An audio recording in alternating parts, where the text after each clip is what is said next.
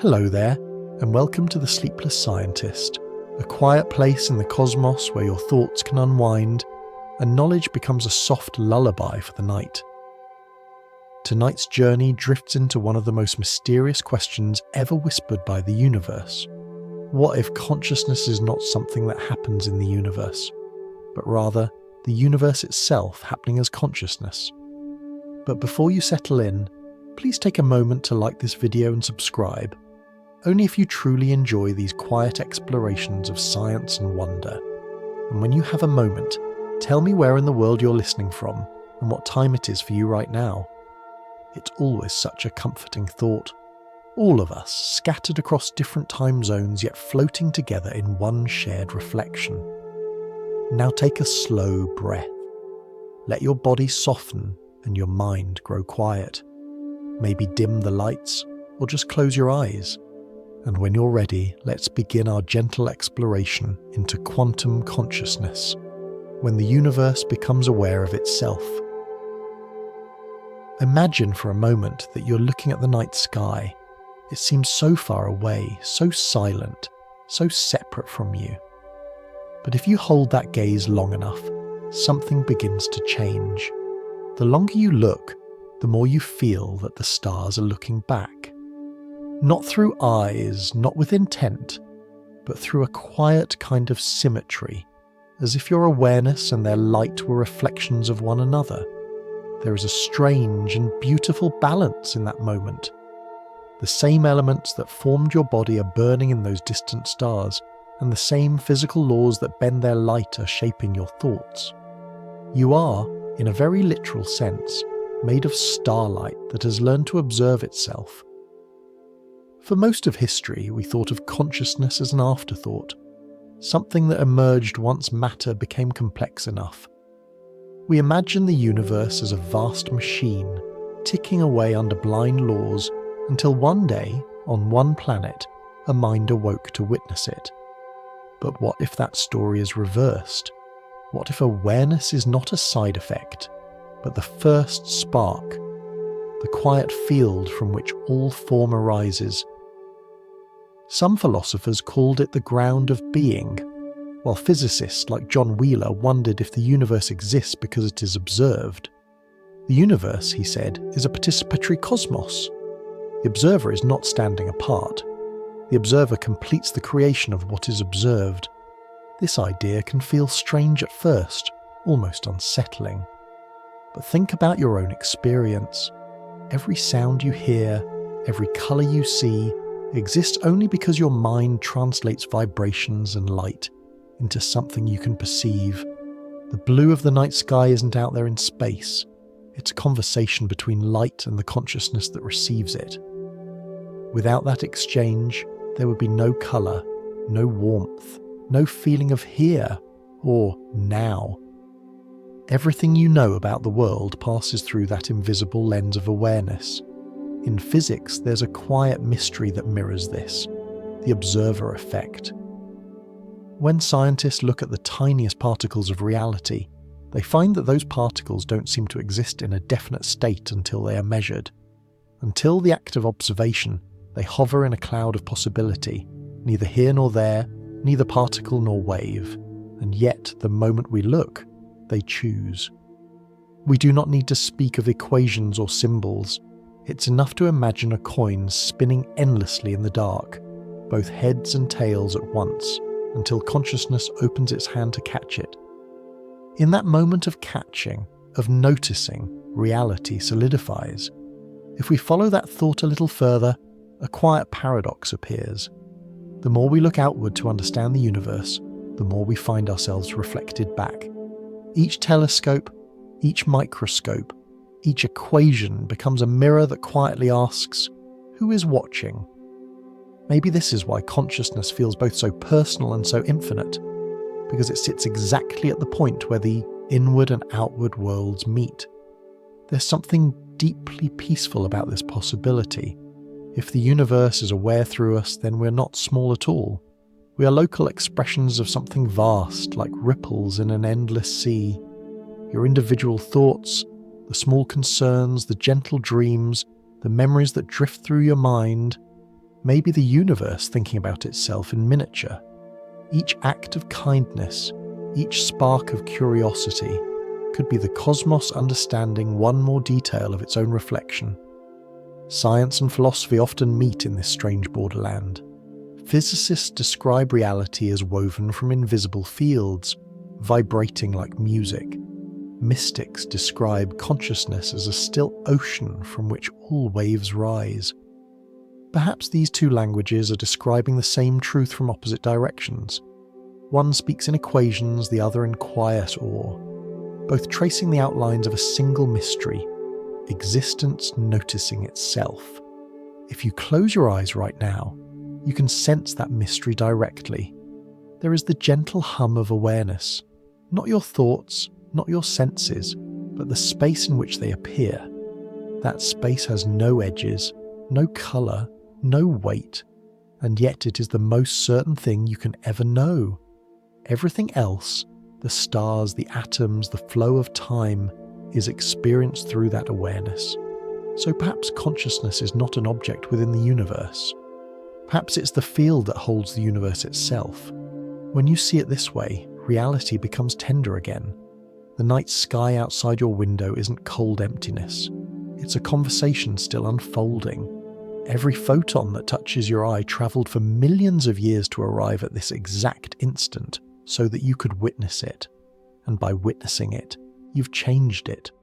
The act of noticing gives shape to the story. You and the cosmos are writing each other, moment by moment, breath by breath. As we drift further into the story, we'll step back into the long lineage of minds that have tried to understand this connection. From the ancient philosophers who watched shadows on cave walls, to the physicists who saw particles flicker between existence and uncertainty. Somewhere in their overlap between the cave and the laboratory, we may find a quiet truth that feels less like an answer and more like recognition. A moment when the question turns and looks back at us, and we realise it was never separate at all. Long before the language of atoms and quantum fields, there was a simpler way of asking the same question. What is real? Imagine for a moment a small fire flickering inside a deep cave. Around it, a handful of figures sit quietly, chained so that they can only face the wall ahead of them. Behind them, unseen shapes move in front of the fire. People carrying objects, walking, talking, and their movements cast shadows on the wall. The prisoners see only these shifting silhouettes, and over time, they come to believe that the shadows are the entire world.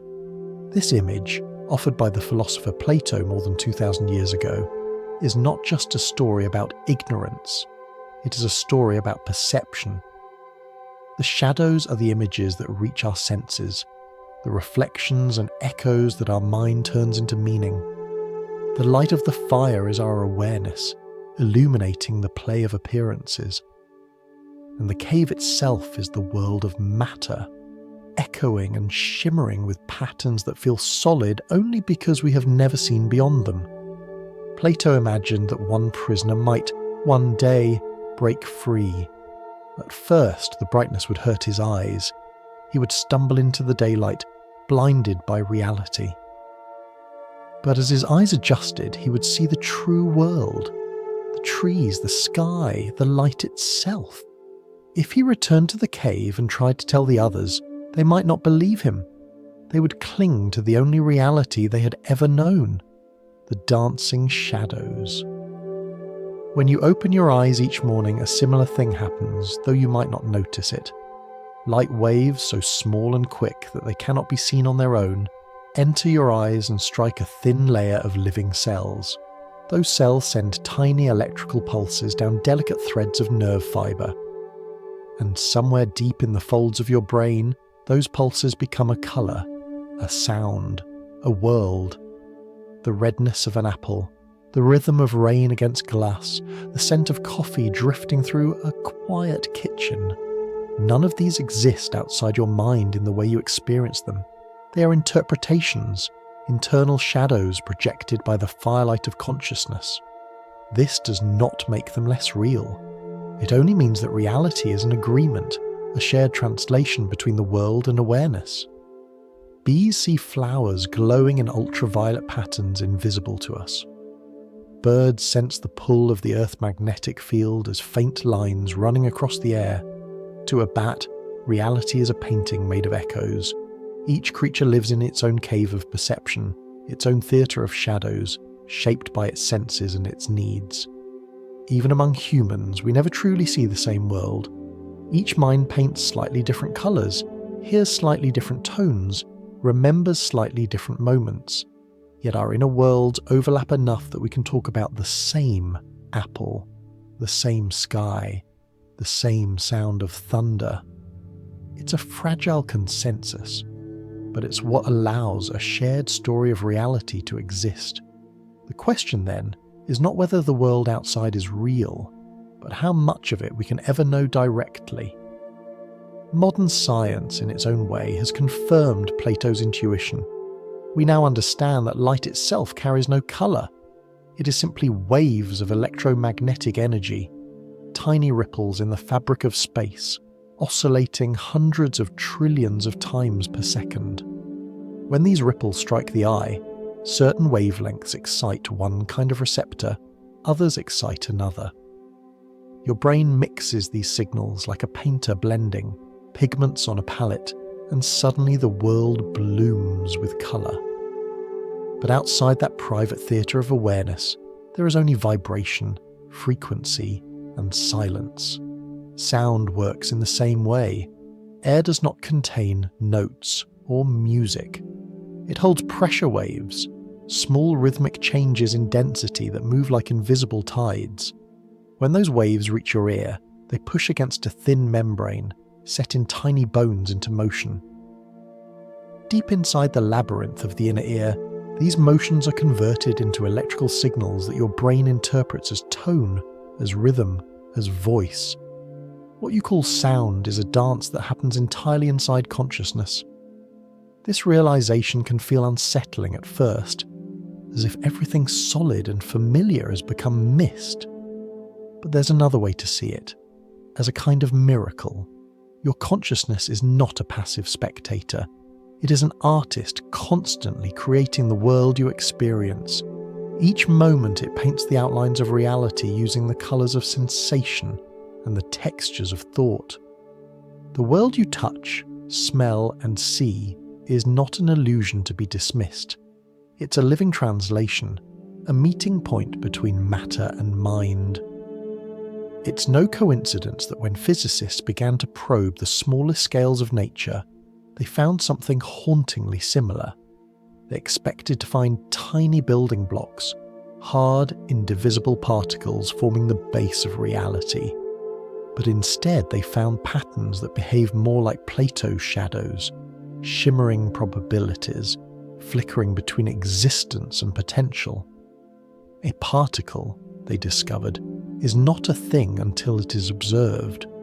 Until that moment, it exists as a wave of possibility, a spread of maybes suspended between being and not being. You don't need mathematics to feel the poetry of that. Imagine the universe holding its breath, every possibility hovering in silence until awareness opens its eyes. In that instant, the shadows sharpen, the outlines appear, and a single version of reality steps into focus. It's tempting to think of consciousness as trapped in the cave, watching the world go by. But what if it's the other way around? What if the cave walls are made of thought, and the firelight behind us is the universe itself, burning through our awareness to see its own reflection?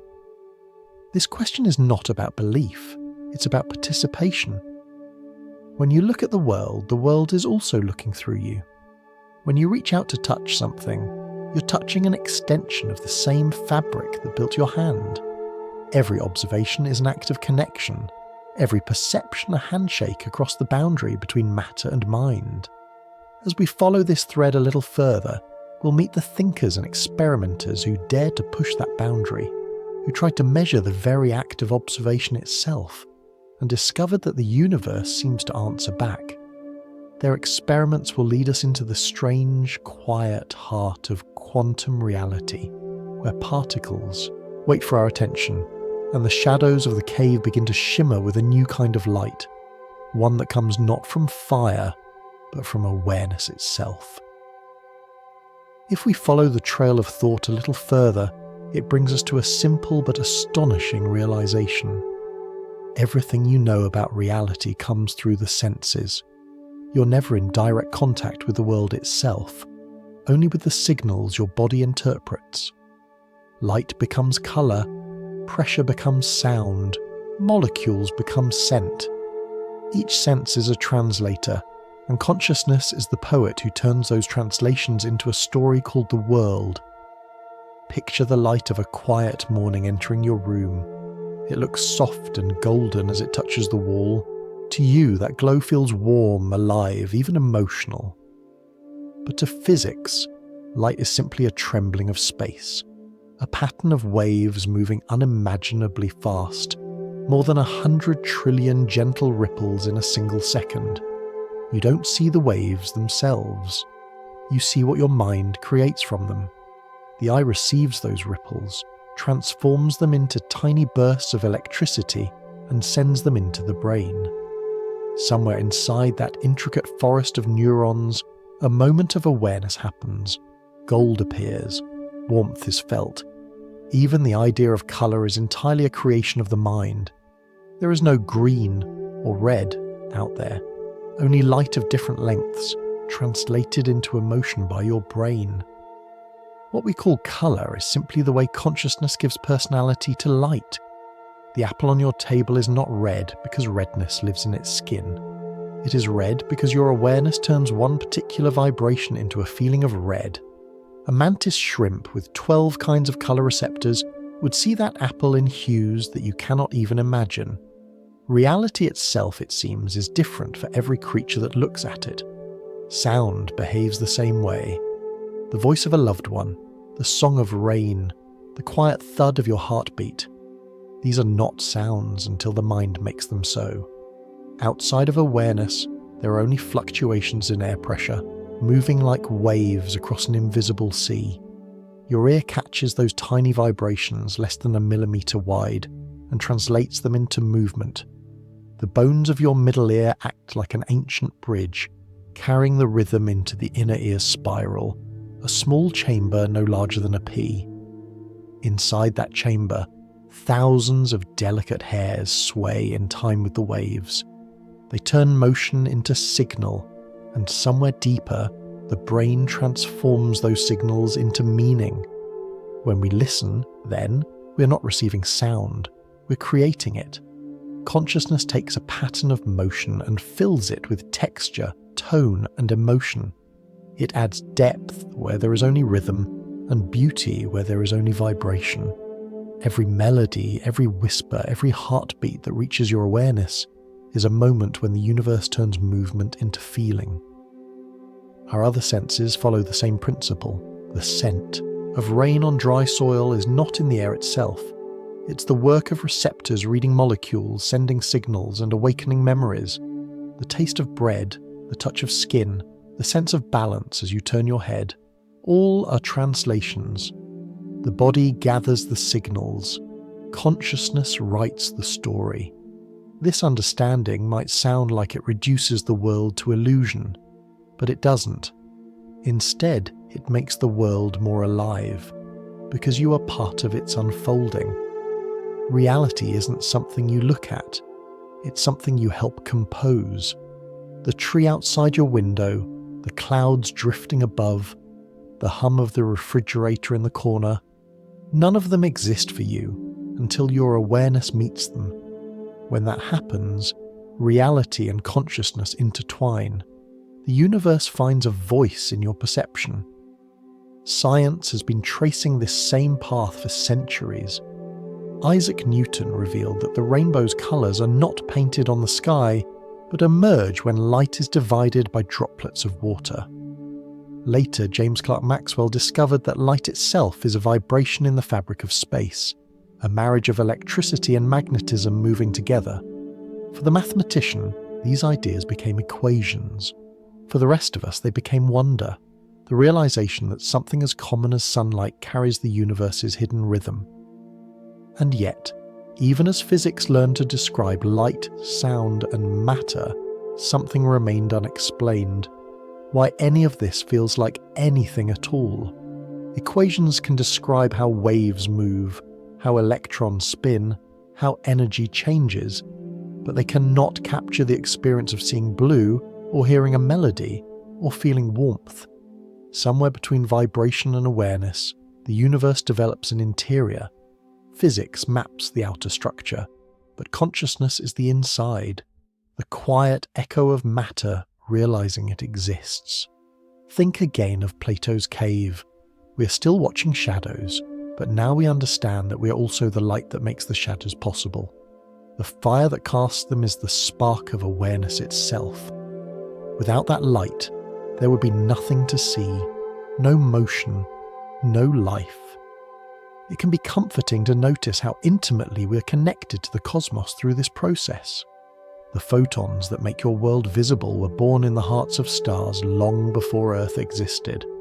They travelled across emptiness for millions of years, carrying their silent vibration until they reached your eyes. In that instant, their long journey ends in perception. A beam of light that began in a star ends as a thought in your mind. The cosmos completes its circuit through you. Once you begin to see perception as a bridge rather than a boundary, the distance between self and universe grows smaller. You're not a spectator looking out of a window at the world. You're the window itself, the transparent opening through which the universe experiences its own form. Every moment of awareness is a meeting point between infinite possibility and the single, shimmering reality that you call now. This thought changes the way we understand even the simplest act of seeing or hearing. When you look at the moon, it is not merely hanging there, indifferent and far away. You are part of the same pattern that gives it shape. Your eyes and the moon's light complete one another. In observing it, you are helping the universe remember that it is beautiful. As we drift deeper into this reflection, a question begins to form, gentle and persistent. If reality depends on perception, then what happens when we try to observe the smallest building blocks of existence? The particles themselves? Do they also wait for our awareness to give them form? The next step of our quiet journey will lead us to the threshold where observation becomes creation, and where the boundary between seeing and being begins to dissolve into the same endless field of possibility. When physicists began to look closely at the smallest pieces of the universe, they expected to find something simple, tiny solid marbles of reality. But what they discovered was not solidity at all. It was a world that flickers and hesitates, a world that seems to wait for attention before deciding what it will be. The story often begins with an experiment so delicate that it feels more like a thought than a machine. A beam of light passing through two narrow openings and striking a screen beyond them. When no one measures the beam directly, it behaves like a wave, a series of ripples that overlap and interfere, creating a soft pattern of light and shadow. But the moment we place a detector to see which opening the light travels through, the pattern disappears. The light now acts like a particle, moving through one slit or the other, never both. Something about the simple act of noticing seems to collapse the field of possibilities into one concrete outcome. Scientists call this wave-particle duality, but you don't need to think in terms of waves or particles. Imagine it instead as a coin spinning endlessly in midair. As long as you do not look, it holds both possibilities, heads and tails intertwined. The instant you open your hand to catch it, the spinning stops and a single face appears. The experiment suggests that the universe too may hold its breath in a state of shimmering indecision until observation gives it direction. This isn't to say that human eyes create the cosmos every time they blink. Rather, it hints that observation, in any form, is part of the fabric of reality. The act of interaction, of attention, is woven into the way existence unfolds. When two systems meet, information is exchanged and possibility narrows into actuality. In this way, the universe behaves less like a fixed machine and more like a living conversation. You can sense this idea intuitively in your everyday life. Think of a quiet room. It feels empty until you walk in and notice the faint hum of the refrigerator, the ticking of a clock, the distant sound of traffic. These sounds were there all along, but they come alive only when awareness tunes in. The world is constantly whispering, but consciousness is what makes the whisper meaningful. The observer effect invites us to see that meaning is not added after the fact. It's baked into the structure of being. Every particle, every photon of light, every atom in your body is part of a continuous exchange between potential and realization. The instant something is known, it changes. The universe never stands still, it responds. Even Albert Einstein, who admired simplicity above all else, struggled with this. He famously protested, "I like to believe the moon is there even when I'm not looking." Yet experiments continue to show that, at least on the smallest scales, nature refuses to be pinned down without an observer. It is as though reality prefers to stay fluid and open, waiting for consciousness or any act of measurement or to crystallize its shape. To visualize it, think of water freezing into ice. Before it solidifies, the molecules swirl freely, each one moving in countless directions. Observation is the cold breath that stills the movement, giving form to the formless. Once you withdraw attention, the boundaries soften again, returning to motion. Reality, seen from this angle, is a rhythm of attention and release, a continual dance between knowing and possibility. Some scientists and philosophers describe this as a participatory universe. It is not that consciousness stands apart, watching from a safe distance. It is part of the process itself. The cosmos may be likened to a vast musical score that requires listeners to become music. Without participation, the symphony remains only potential notes. With attention, it becomes sound, alive, unfolding, complete. If you trace this idea backward in time, its echoes appear even before quantum physics. Ancient mystics spoke of a world brought into being by the act of awareness. In their language, to know something was to bring it into the circle of light. Today we find a similar truth written in the language of experiment rather than prayer. Perhaps the two were always describing the same event, just through different metaphors. It can be tempting to interpret this as a kind of human-centered miracle, but the lesson is humbler and far more beautiful. Observation is not about control or ownership, it is about relationship. The moment you see, hear, or measure something, you are linked to it.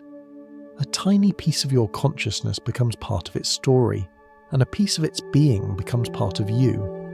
In that sense, every act of awareness is an embrace. Imagine holding a glass of water up to the sunlight. The light moves through it, bending into subtle rainbows. You can describe the angles and refractions with equations if you wish, but the simplest truth is that the rainbow appears because both water and light meet in your sight. It is a partnership. The beauty exists in between, in the act of noticing. As we move into the subtler realms of this idea, the question deepens. If reality is influenced by observation, then perhaps consciousness is not a late arrival in the cosmic story, but a fundamental ingredient from the beginning. It might not have been born from matter, but matter itself might be an expression of awareness. The stars, the oceans, and the neurons in your brain could all be the universe's many ways of looking at itself. That thought may sound poetic, yet it is also profoundly logical. For any world to exist meaningfully, there must be an experience of it. The apple, the light, the echo, they find completion only when perceived. Without awareness, there would still be energy and motion, but not a universe as we understand it. What we call reality may be the ongoing conversation between possibility and perception. When you close your eyes tonight and feel your breath move slowly in and out, remember that even this simple rhythm connects you to everything. The breath you take becomes part of the air that nourishes the world. The awareness that watches the breath is part of the same consciousness that shaped the stars. You're not apart from the act of observation, you are its continuation. Somewhere between silence and attention, the universe finds itself becoming real. It does so not once, but endlessly, in every photon, every heartbeat, every glance. And through that gentle act of recognition, reality is renewed, moment after moment, as though creation were still ongoing and consciousness were its brush. Imagine you are standing beneath a clear night sky. The air is still, the stars scattered across the darkness like 1,000 slow heartbeats of light. You could point to one and say it is far away, impossibly far, and you would be right. Yet, in the quantum world, distance does not always mean separation. Two particles born together can remain mysteriously linked, no matter how far apart they drift. Their connection is instant, their behavior synchronized, as if the fabric of space itself forgot to tell them they were apart. This phenomenon is called entanglement. But instead of thinking of it as a cold technical process, imagine it as a kind of cosmic duet. When two particles interact, they share a pattern, a rhythm that continues even when they are separated. It is as though the universe composed a song for two instruments, and though each moves to opposite sides of the cosmos, the melody remains one. When you pluck one string, the other hums in harmony, no matter the distance. Einstein found this idea almost offensive. He called it spooky action at a distance, believing it must hide some deeper cause we couldn't yet see. To him, nothing should outrun light, not even information. But experiment after experiment showed that nature doesn't quite care about our preferences. When scientists measured the spin or position of one entangled particle, the other instantly mirrored it, as though both were parts of the same thought. Not two things communicating, but one thing behaving as a whole. To visualize it without equations, think of a pair of dancers spinning across a stage. They start in unison, their movements intertwined. Then, with a turn, they leap apart, one left, one right, until they vanish into opposite wings. Yet, even when hidden from view, they remain choreographed. When one lifts an arm, somewhere in the darkness the other lifts theirs too, perfectly matched. They are not copying each other, they are sharing one invisible rhythm. In everyday life, this idea seems impossible. We are used to cause and effect travelling through space, a sound wave pushing air, a signal moving through a wire, a ripple spreading across water. But quantum entanglement suggests that, at the most fundamental level, separation may be an illusion. The universe might be less like a collection of things scattered in space, and more like a single pattern woven so tightly that every part knows what the rest is doing. Some physicists describe the quantum world as a web, not a metaphorical one, but a literal network of relations. The smallest particles are not little spheres floating in emptiness. They are points of vibration in a shared field. When one part of the field changes, the rest responds instantly, like wind moving through tall grass. The grass doesn't send messages to itself, it simply moves together as one body. Entanglement is a whisper from that deeper unity. It tells us that what we call individual objects are really fragments of one continuous fabric. The boundary between this and that exists only in the way we choose to measure it. If you zoom in far enough, past atoms, past quarks, past the smallest tremors of energy, there is no separate edge where one thing ends and another begins. There is only the field itself rippling in harmony. It's easy to hear this and think it belongs only to laboratories or philosophy. But you live the same truth every day. Your body is a symphony of entanglement. Trillions of cells communicating faster than nerves can fire. Molecules sensing and responding in perfect coordination. When your heart beats faster because you see someone you love, it's not because a signal travelled slowly from one organ to another. It's because the whole system responded as one. You're a network of connections so intimate that the word individual hardly applies. In this sense, entanglement is not a curiosity confined to the subatomic world. It's a mirror of the pattern that underlies all existence. The unity you feel when you listen to music, when you stand in a forest, when you sense another person's mood without words, all of that may be echoes of the same connectedness written into the heart of matter. There's a calm beauty in realizing that the universe doesn't always play by the rules of distance. The light from a distant galaxy might take billions of years to reach you, yet two entangled particles can remain in step across that same gulf. As if the notion of far away simply doesn't apply. Time and space at their most subtle levels might be like a painting on silk, flexible, interwoven, capable of folding in ways our ordinary senses can't perceive. You can picture it another way. Imagine the cosmos as a vast ocean, and each particle as a wave upon its surface. Some waves appear near each other, some far apart, but beneath them lies the same body of water. The surface changes, but the depth remains one. When you stir the ocean in one place, every wave feels it, even those far away. This image is not just poetic comfort. In laboratories, entanglement has been tested, broken, and tested again. Researchers have sent entangled photons through miles of fibre optic cable, even bounced them off satellites orbiting the Earth, only to watch their connection remain unbroken. No hidden wires, no secret messages, just instantaneous harmony across emptiness. The conclusion grows harder to avoid. The void is not empty. It is a medium of belonging. If that is true, then consciousness, which arises from the same quantum foundations, might also share that unity. When you feel empathy or intuition or a sudden sense of understanding that seems to arrive from nowhere, perhaps you are brushing against the same entangled field that binds the cosmos together. Awareness could be the universe's way of keeping in touch with itself, a continuous conversation between near and far, self and other. The implications are gentle but profound. To harm another being, to neglect the world, is to disturb the web of which you are a part. To act with kindness, to create beauty, is to tune yourself to the harmony of the field. The smallest thought or gesture might ripple outward across the invisible bonds that connect us all. And maybe that is what quantum entanglement was trying to tell us all along.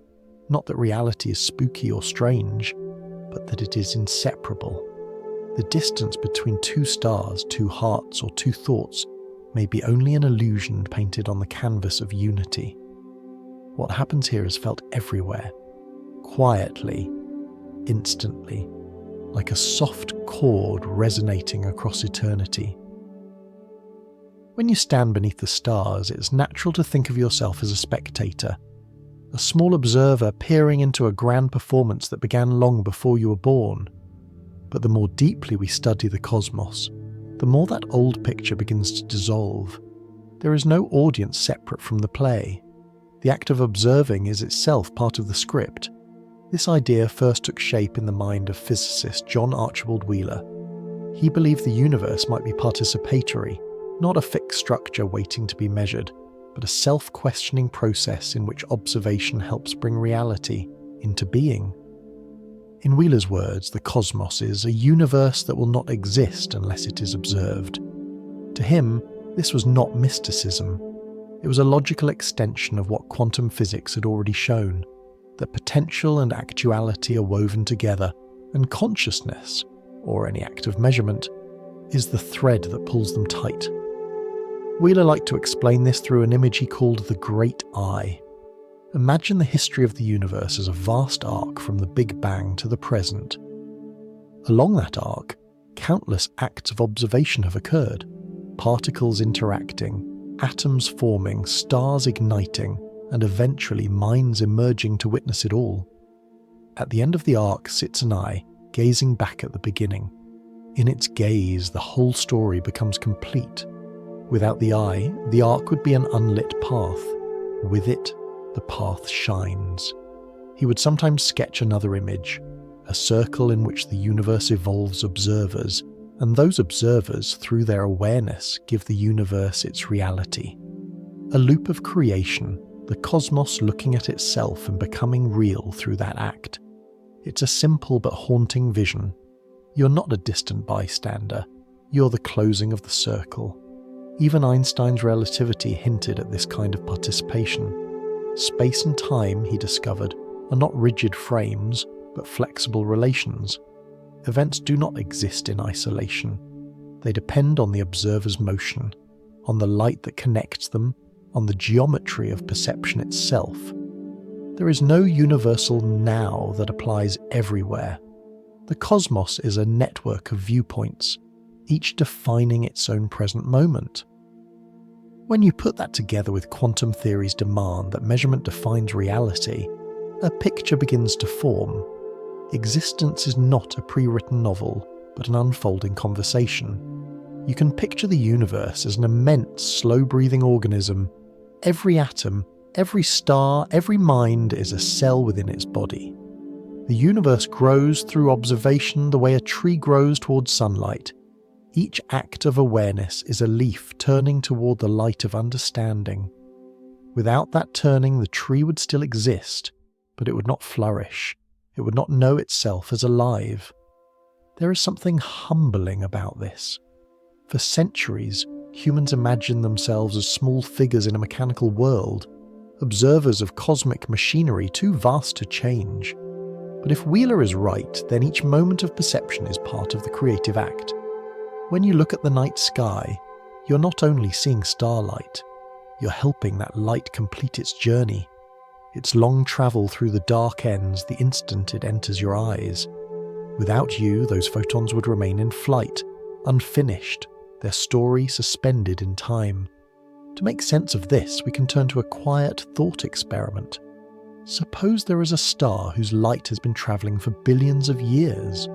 Somewhere in its path, a planet once reflected that light, a brief flash, recorded in the fabric of space. For all that time, those waves of light drift across the void, neither observed nor lost. Only when they reach a conscious being and are seen does their story acquire meaning. In that instant, you and the star are joined across the gulf of time. You complete each other's existence. In Wheeler's mind, this was not a poetic metaphor, but an invitation to rethink the role of consciousness. The cosmos is not a cold stage. It is an interactive field, responsive to observation. Even the subtlest act of attention, a measurement in a laboratory, the curve of thought in a quiet mind, contributes to the pattern. He called this idea the participatory principle, and it turned the hierarchy of science upside down. The universe was not a machine generating observers, it was observers generating the universe. Some critics worried this made humans sound too important, but Wheeler's view was broader than that. The participants in this cosmic play are not only people. Every particle, every process of interaction, every exchange of energy participates in the making of reality. Observation, at its deepest level, might simply mean relationship. When things relate, they define each other. Without relationship, there is no form, no change, no existence. This participatory vision doesn't require any mystical leap. It asks only that we recognize a quiet reciprocity built into the structure of reality. The universe gives rise to awareness, and awareness in turn gives shape to the universe. They are two sides of the same mirror, endlessly reflecting. Think of a field of tall grass rippling in the wind. Each blade bends in response to the air, and each movement changes the flow of the wind itself. There is no clear boundary between cause and effect, only participation. The grass and the breeze are one dance. In the same way, matter and consciousness respond to one another, shaping and reshaping the rhythm of being. When you grasp this idea, even the ordinary becomes radiant. The warmth of sunlight on your hand is not merely energy transferred from star to skin, it's a tiny handshake between the cosmos and awareness. The golden light that you feel is comfort, the glow that slows your breath, completes a cycle that began in a fusion reaction inside the sun and ends in the quiet of perception. You are both recipient and participant. The star gives its energy, you give it meaning. If there is a lesson hidden in the participatory universe, it may be this: reality is not something you stand outside of. Every time you see, feel, or think, you are taking part in the ongoing birth of existence. The Big Bang may have happened billions of years ago, but in some sense it is still happening. Each new moment of awareness a continuation of that first unfolding. Perhaps that's why even the emptiness of space feels alive when you stare into it long enough.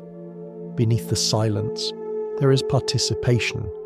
The stars burn, the galaxies turn, and somewhere within that endless motion, consciousness looks back. The universe completes itself through this simple, miraculous act of being known. After wandering among galaxies and starlight, it may feel strange to turn inward again, to move from the vastness of the cosmos down into the quiet architecture of matter. Yet the same story that plays across the heavens unfolds, in miniature, within every grain of dust and every breath you take.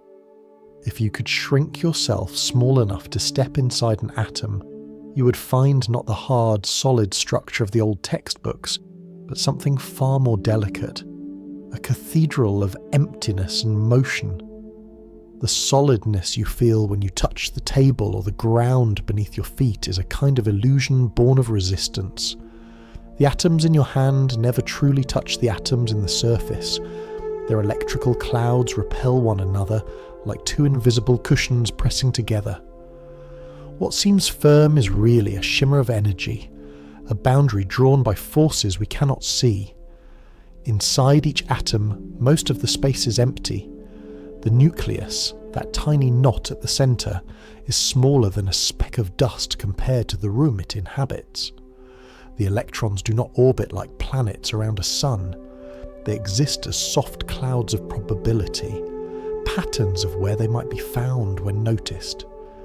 Physicists describe matter not as a collection of little spheres, but as a tapestry woven from invisible fields. Each kind of particle, electron, quark, photon, is a vibration in its own field, the way a single note is a vibration within a vast unseen string. You could imagine the universe as an endless ocean where every point trembles with potential. When one region of that ocean ripples in a particular way, it gives rise to what we call a particle. Matter, then, is music slowed down. Waves frozen into form.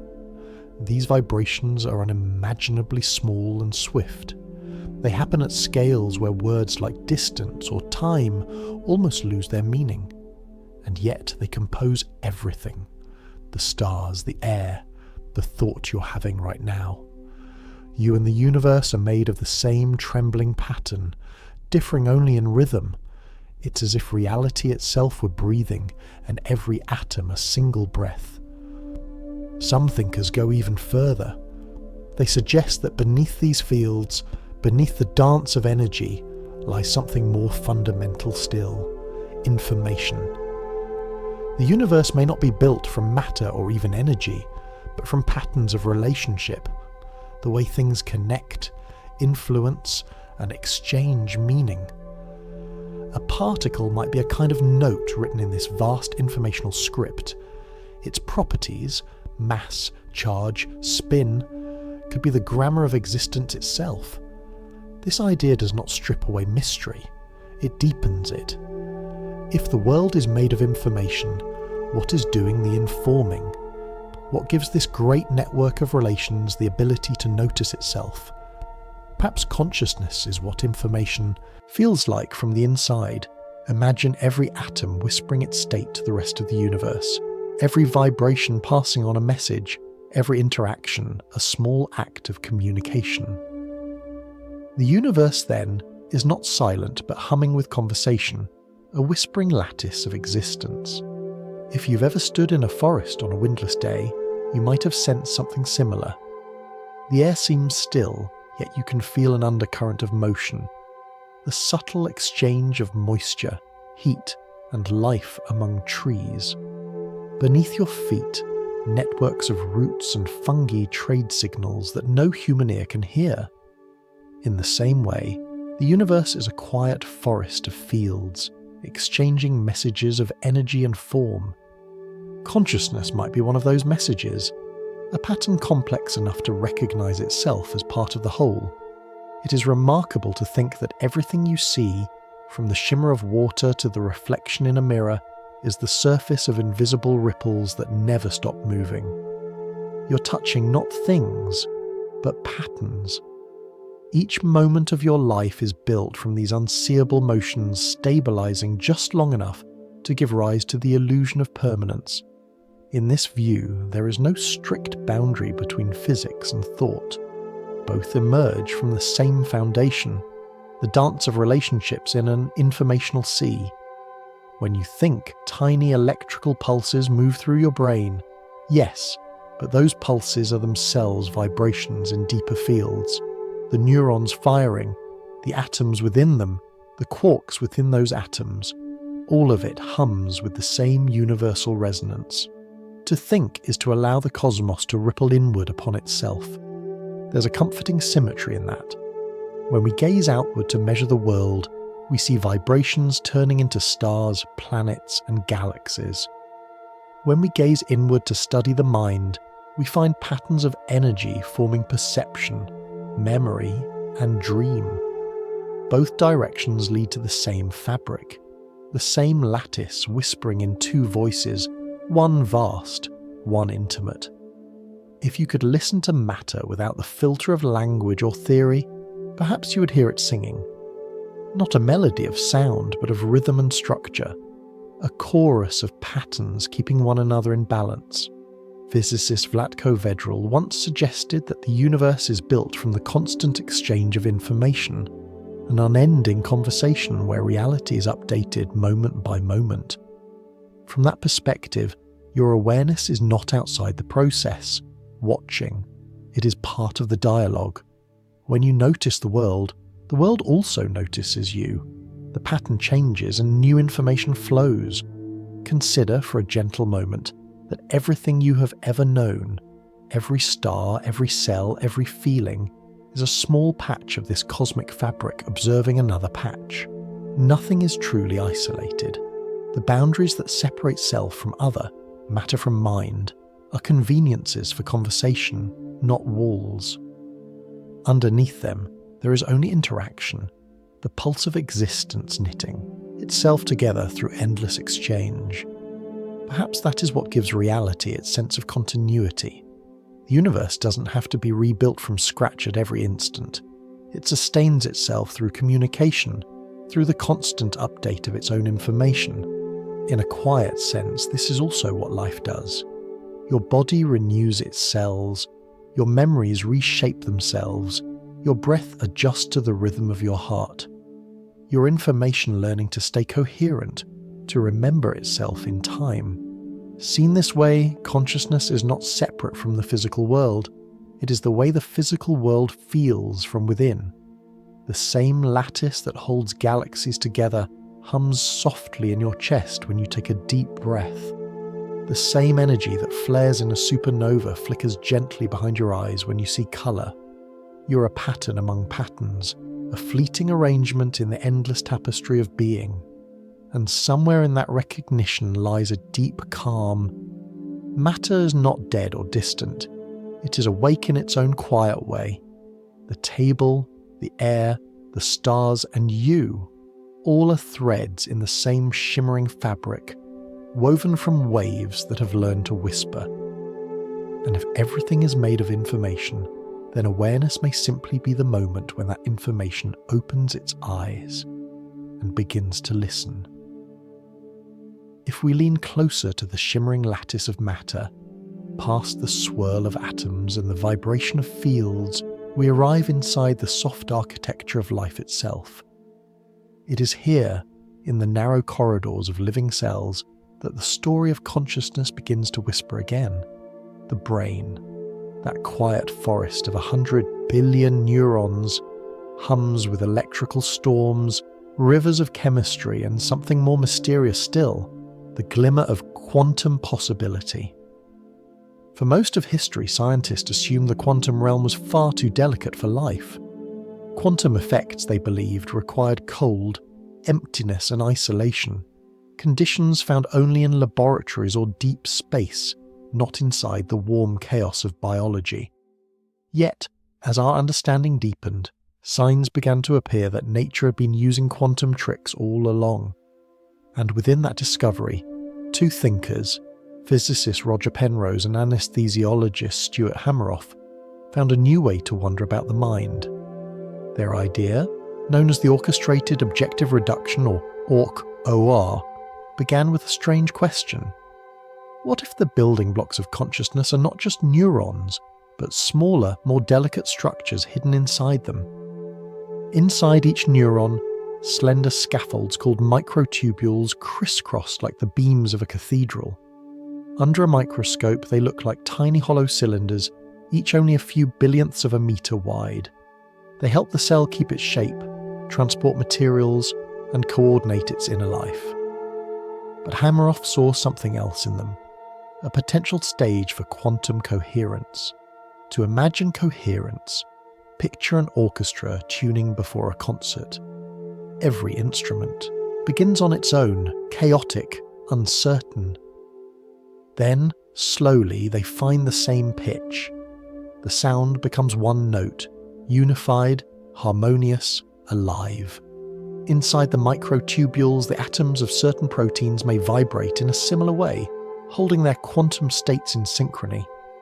These ripples of possibility might last long enough to interact, to compute, before collapsing into a definite outcome. Each collapse, Penrose proposed, is not just a mechanical switch, but a kind of moment, a quantum decision that carries an element of awareness. The technical description can sound intimidating, but at its heart the idea is simple and poetic. Consciousness, according to this model, is not something floating above physics. It is what happens when the universe's fundamental processes, those flickers of potentiality, organize themselves into patterns delicate enough to feel their own existence. The brain then becomes a conductor, guiding the orchestra of quantum events into coherent moments of experience. Hameroff found support for this idea in the strange effectiveness of anesthesia. A few whiffs of certain gases, and the lights of consciousness go out. The body still breathes, the heart still beats, but the inner world disappears. When the gases are cleared, awareness returns, as if a hidden circuit had been reconnected. What is remarkable is that many anesthetics act directly on the proteins that form the microtubules. It is as though they interrupt the orchestra, scattering the harmony, leaving silence behind. When the music stops, the self fades. When it resumes, the self awakens again. The beauty of this hypothesis lies not in its certainty, for it remains unproven, but in its poetry. It suggests that consciousness might be woven from the same threads as the universe's smallest decisions. Each moment of awareness could be the outcome of countless quantum choices resolving into one coherent act of being. Imagine a candle flame. Its glow seems steady, yet it is constantly renewed by billions of reactions each second. In the same way, consciousness may appear continuous, but beneath it, quantum flickers are lighting and dimming in a rhythm far too quick for perception. To make this picture gentler, you might think of your mind as an ocean of tiny waves. Most are too small to see individually, but together they create the surface you recognize as awareness. When the waves are calm and synchronized, the water is clear. Thoughts flow easily, perception feels crisp, the world seems vivid. When the waves clash, the surface churns and the reflection breaks apart. Under anesthesia, perhaps, the waves grow still, the ocean darkens, and the mirror of consciousness vanishes. Penrose connected this to a deeper question in physics. How does potentiality become reality? In his view, each quantum collapse is not purely random, but guided by the very structure of space and time. He described it as the universe making up its mind, turning one possibility into fact, If so, consciousness might be the universe's most refined way of performing that act, the cosmos deciding within us what it shall be next. It's a breathtaking thought. The same mathematical order that governs black holes and galaxies could also pulse through the delicate interiors of your neurons. The same quantum field that gives birth to stars might also give birth to a moment of understanding. When you realize something, when a memory forms or an idea appears, you are the universe reaching clarity in miniature. Some scientists remain cautious, pointing out that the evidence for quantum coherence in the brain is still faint, like music heard from another room. But even the search itself has changed how we think about life. The discovery of quantum effects in photosynthesis, in bird navigation, in the sense of smell, has shown that nature is a better engineer than we imagined. The boundary between biology and physics is soft, almost transparent. Life and matter are partners in an ancient dance. If consciousness is part of that dance, then every thought, every dream, every flicker of imagination might be a quantum chord resonating through living matter. The mind would not be a ghost haunting the body, but a harmony played by it. Each heartbeat, each breath, each surge of emotion would carry echoes of that deeper music, the same cosmic vibration that shaped the first atoms. There is quiet reassurance in this. It means awareness is not an anomaly, but an extension of the universe's own creativity. The candle of consciousness does not burn apart from the cosmos. It burns with it, fueled by the same fire that lights the stars. You could say the mind is the cosmos remembering itself in miniature, the point where physics learns to feel. When you sit still and notice the rise and fall of your breath, you are listening to that music in its simplest form. The pattern of inhaling and exhaling mirrors the pattern of waves collapsing and reforming inside every microtubule, every particle, every corner of existence. Life inhales possibility, exhales realization, and in between, in the brief pause of awareness, the universe takes notice of its own reflection. If the universe can whisper through the neurons in your mind, then perhaps the same quiet intelligence breathes through all living things.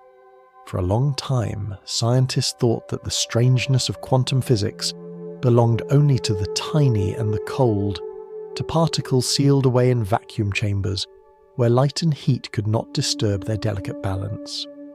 Life, they believed, was far too messy for such precision. Yet the deeper we look into nature, the more we discover that the quantum world has been here all along, woven into every leaf, every wing, every cell that has ever lived. One of the most beautiful examples begins in the green of a leaf. When sunlight touches a plant, the light is not absorbed clumsily, it is guided with astonishing grace. In photosynthesis, a single particle of light, a photon, enters the leaf and must find its way to the heart of a microscopic structure called the reaction center, where its energy can be stored. The path is complicated, full of obstacles and branching routes. If the photon behaved like a classical traveler, bouncing from one molecule to another until it found its destination, much of its energy would be lost. But experiments show something else. The light seems to explore every path at once, like a traveller who tries all roads simultaneously and then chooses the most efficient one. This is quantum coherence in motion, a gentle harmony that allows particles to behave like waves, spreading out and sampling many possibilities before settling on the best. It's as if the leaf were humming softly to itself, using quantum logic to make sure not a single ray of sunlight is wasted. What was once thought to be a simple chemical process now appears as a delicate choreography, where the rules of probability and efficiency are balanced with near-perfect timing. The same mystery appears in creatures that fly. Migratory birds travel across entire continents, often returning to the same tree or shoreline year after year. For decades, no one could fully explain how they navigate. They seem to sense direction even when the stars are hidden, even when the landscape changes. Then came a clue. Inside the cells of their eyes lies a molecule sensitive to both light and the Earth's magnetic field. When this molecule absorbs a photon, it briefly creates a pair of electrons whose quantum spins remain linked, a tiny compass powered by entanglement. While entangled, the pair behaves like two dancers moving in perfect step. Their rhythm shifts slightly depending on the magnetic field around them, and that subtle change may help the bird perceive direction as a faint visual glow. In other words, a robin may literally see the magnetic lines of the Earth, painted across its vision by quantum mechanics. Even our sense of smell may be a quantum conversation. Traditional theories suggested that molecules fit into receptors in the nose like keys into locks, but that alone could not explain how we distinguish so many subtle scents. Another possibility emerged, that smell depends not only on shape, but on vibration. When a molecule enters a receptor, electrons may tunnel, a quantum jump, from one part of the receptor to another, guided by the molecule's unique vibrational frequency. The nose becomes a musician, sensing not just form but resonance. Each scent is a melody, and you, without realizing it, are the listener. All these discoveries hint at something profound. The quantum world is not fragile. It is resilient, adaptive, alive. Instead of shattering under warmth and motion, it finds ways to persist, to stay coherent long enough to guide life. The living world, it seems, is built not in defiance of quantum physics, but in partnership with it. When we look at the brain through this same lens, its mystery begins to soften. Neurons might not merely exchange electrical signals, they might also be tuned to quantum harmonies, weaving waves of possibility into patterns of thought. If coherence allows plants to capture light and birds to read invisible maps, perhaps the mind uses it to perceive reality itself, to hold possibilities before deciding which to choose. Awareness may be life's most sophisticated form of quantum navigation. This doesn't mean your thoughts are particles, or that consciousness is a science experiment. It means the line between biology and physics is thinner than we ever imagined. The same subtle rules that guide the photon in a leaf or the electron in a compass may also hum beneath your awareness. Every act of perception, seeing, choosing, remembering, might echo the same principle. Exploring all paths, then finding the one that feels most true. When you look out a window, notice how effortlessly your mind assembles a world. Photons strike your eyes, triggering quantum events that send signals to your brain.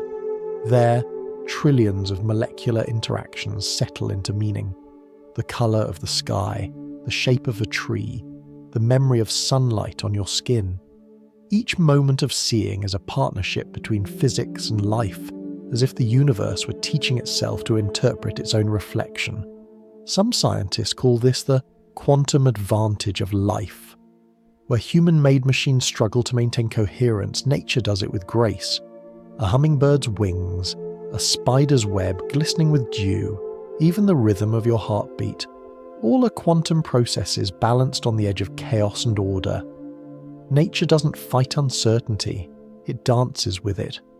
If you could slow time enough to watch a single photon move through a leaf, or a single electron shift within a neuron, you would see the same quiet intelligence at work.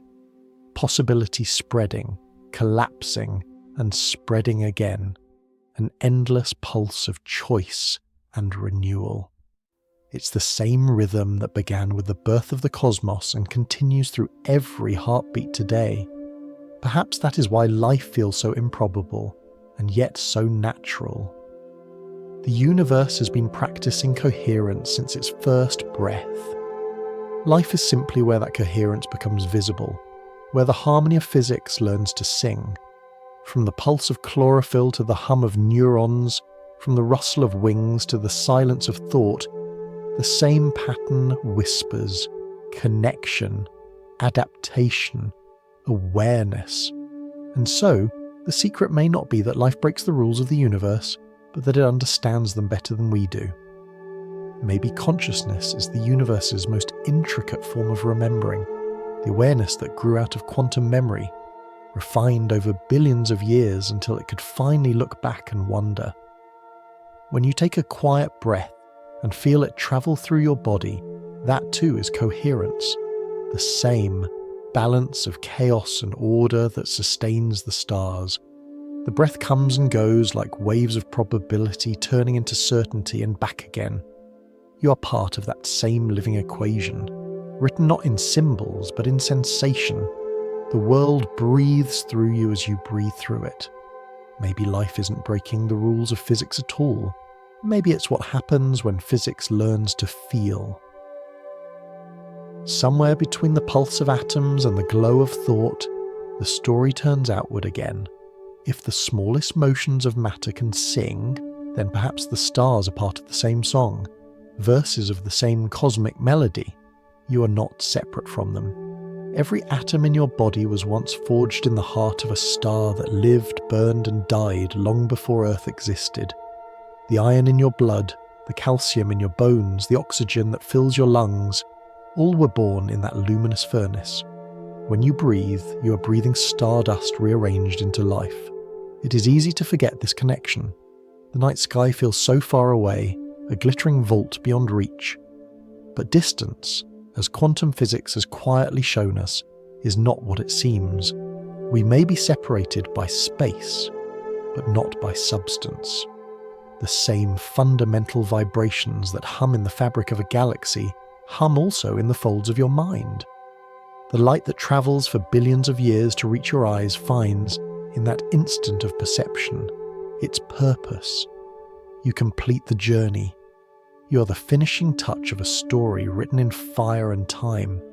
To see yourself as made of stars is not merely poetry, it is physics.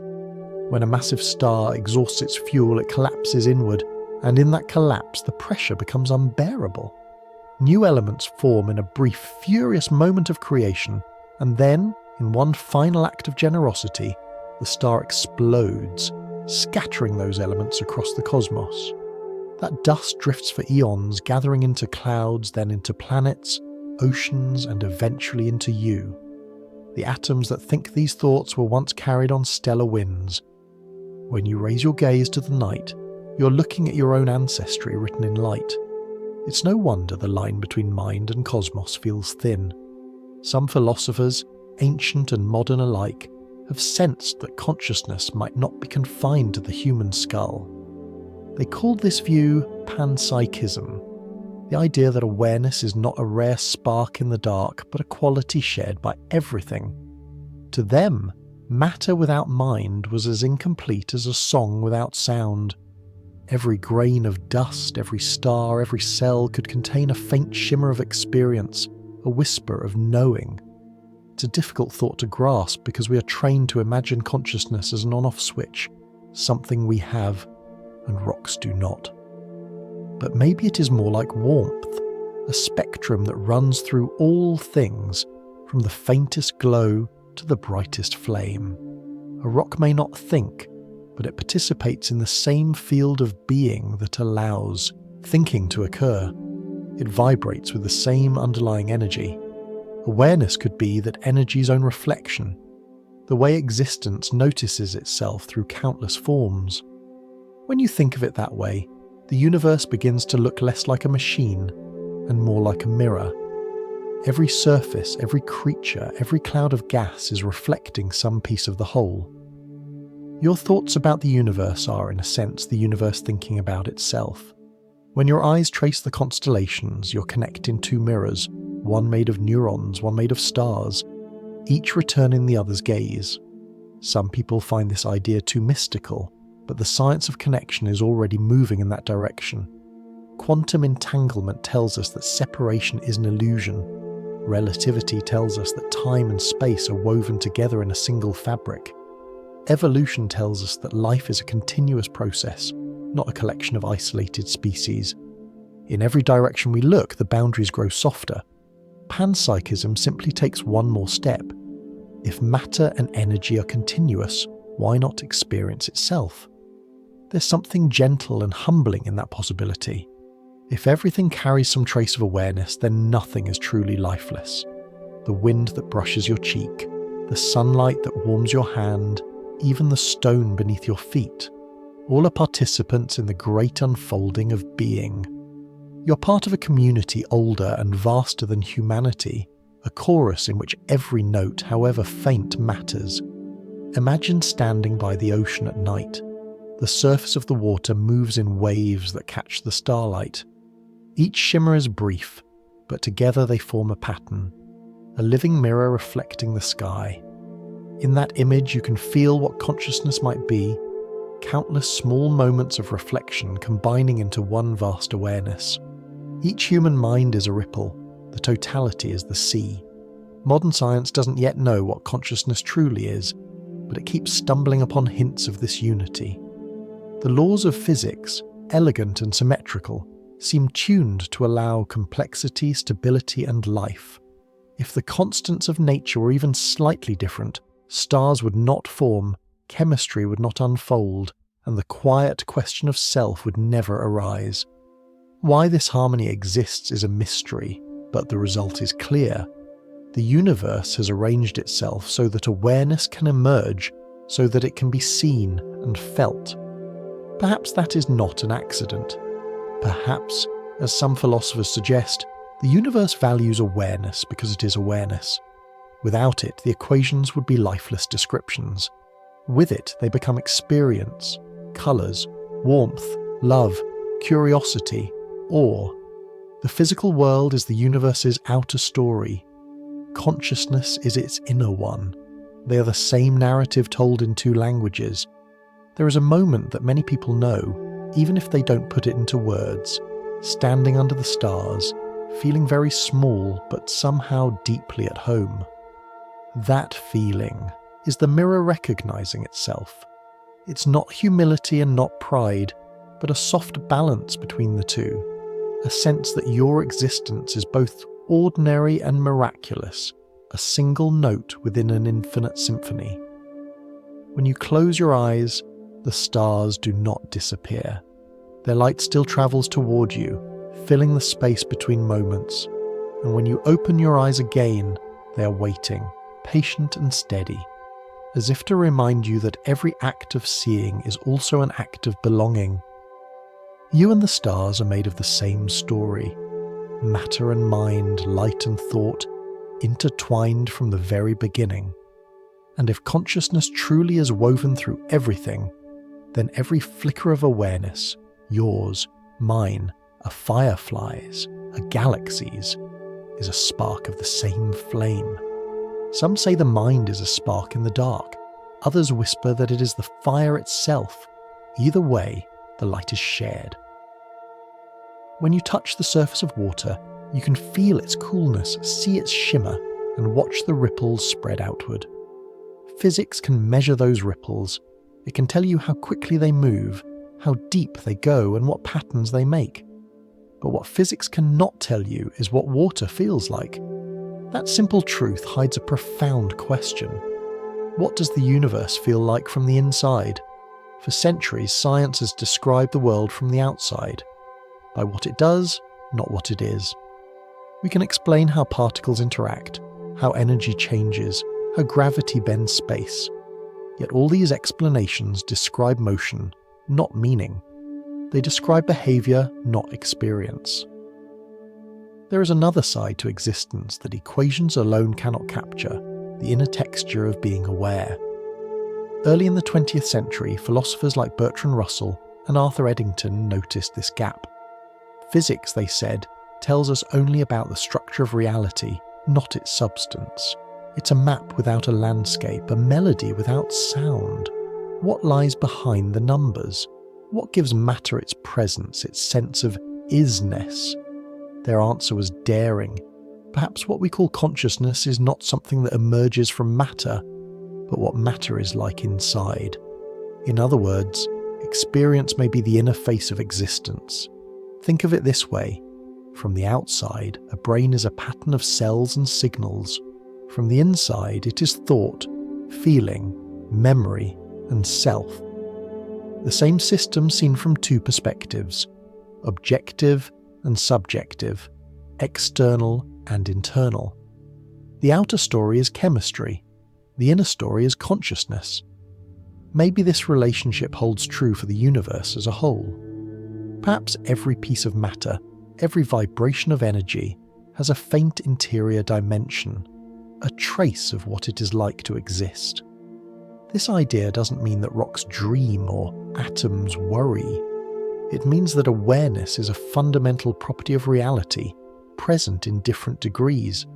Just as there are gradations of light, from the dim glow of a candle to the brightness of a star, there might be gradations of consciousness, from the faint hum in matter to the full symphony of a human mind.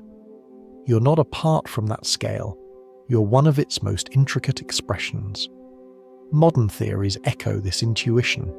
Integrated information theory, for instance, proposes that consciousness corresponds to how much a system knows itself. In gentle terms, you could say it measures how deeply a thing is connected within its own structure, how tightly woven its internal relationships are. A simple system, like a grain of sand, has few connections, and so only a whisper of awareness, if any. A brain, endlessly interlinked, hums with self-reference, each part influencing and knowing the others. The greater the integration, the richer the experience. Consciousness, then, is not an added layer but the fabric itself, folded in countless ways. This is a difficult concept to grasp because our minds are trained to think in separations, matter versus mind, outside versus inside, observer versus observed. But if consciousness is the ground of being, those divisions fade. The outer and the inner become two sides of one surface, like the front and back of a single sheet of paper. The universe seen from without is physics. The universe seen from within is awareness. Both are real and both are one. Sometimes, when you are deeply at rest, perhaps in the quiet moments before sleep, you can sense this unity directly. There is stillness, yet within that stillness a gentle pulse of existence. You're aware of being aware, but there is no boundary between the one who observes and the thing being observed. It feels like being a drop of water that has forgotten where the ocean ends and it begins. That sensation, fragile and brief, might be a glimpse of the ground of being. Consciousness before it divides itself into subject and object, before it becomes you and the world. When we look at the universe through this lens, everything changes. Matter is no longer lifeless. Energy is no longer blind. The dance of atoms becomes the outer choreography of an inner awareness, endlessly exploring itself. Every sunrise, every storm, every thought, every heartbeat, all of it could be the cosmos expressing different facets of the same knowing. It may sound poetic, but it also brings peace. If consciousness is woven into the foundation of reality, then you're never truly separate from it. The awareness that listens to these words is the same awareness that holds the stars. It is not inside you any more than light is inside a candle. The candle is a form the light takes. You are a form awareness takes. The light remains whether the candle burns or not. This view has another quieter beauty. It suggests that consciousness cannot be created or destroyed. It can only change form as water changes from vapor to liquid to ice. When you think of death, of endings, it might help to remember that the field of awareness does not end. Only the patterns it expresses do. The ripple fades, but the ocean remains. You can sense traces of this truth in small moments, when you lose yourself in music, in art, in laughter, in love. For a brief time, the boundary between you and the world disappears. Awareness flows freely, and you become both the listener and the song. That merging feels so natural because it is not an exception. It is a return to the way things truly are. In the language of physics, everything is connected through invisible fields. In the language of experience, everything is connected through awareness. The difference is only one of translation. Consciousness may be the universal constant that ties every equation together, the quiet presence behind every change. So when you look up at the night sky, remember, you are not staring into emptiness. You're looking into a vast mirror made of stars, reflecting your own essence back to you. The light that reaches your eyes began its journey billions of years ago, yet in the moment you see it, it becomes new again. Observation completes it.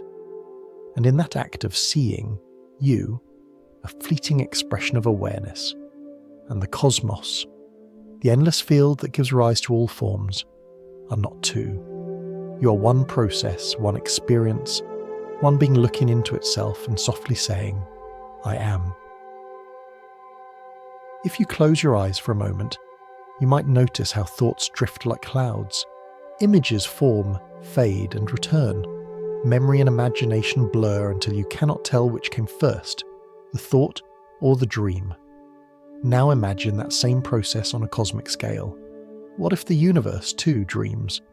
What if galaxies, stars, and living minds are the shapes its dreams take as it tries to understand itself? Physicist John Wheeler once drew a simple sketch, a large U-shaped arc representing the history of the cosmos, and at the end of it, an eye, the universe looking back on its own beginning. In his idea of the participatory universe, the cosmos doesn't simply unfold mechanically. It participates in its own creation through observation. Existence is not something that happened long ago. It is something still happening through you, through every act of awareness. The Big Bang was not just an explosion of matter and energy, but the first awakening of possibility, the first flicker of cosmic curiosity. It's strange to think that the same consciousness listening now, the one that feels the weight of its body and the rhythm of its breath, could be the echo of that first awakening. Yet the connection is quiet and undeniable. The carbon in your cells was forged in ancient stars, and the capacity to know it was written into the universe from the start. The laws of nature are not instructions carved in stone. They are habits the cosmos developed while learning to exist. You are one of those habits, awareness folded into form. To understand this gently, picture the universe as an immense ocean. Each wave upon its surface is a separate being, a galaxy, a star, a mind. Each feels itself moving, rising, falling, unique. But beneath all those movements lies the same water, the same depth. When one wave watches another, it is the ocean recognizing itself in a different shape. The observer and the observed are not truly two. The ocean dreams of form, and in that dream you appear. You can feel this in the smallness of a moment, a leaf trembling in the breeze, the sound of distant thunder, the warmth of sunlight on skin. Each sensation is the universe experiencing a corner of itself through you. It is not that you are a separate observer looking at nature. You are nature aware of looking. In that recognition, the distance between self and world dissolves. Wheeler believed that meaning and measurement were inseparable. A thing does not fully exist until it is known. If you take that idea to heart, then the universe's long history, all its stars and dust and darkness, finds its completion in awareness. The cosmos dreams, and that dream becomes real when consciousness opens its eyes. Every act of seeing, every moment of knowing, is a continuation of creation. The Big Bang did not end. It is ongoing, flowering into perception and thought.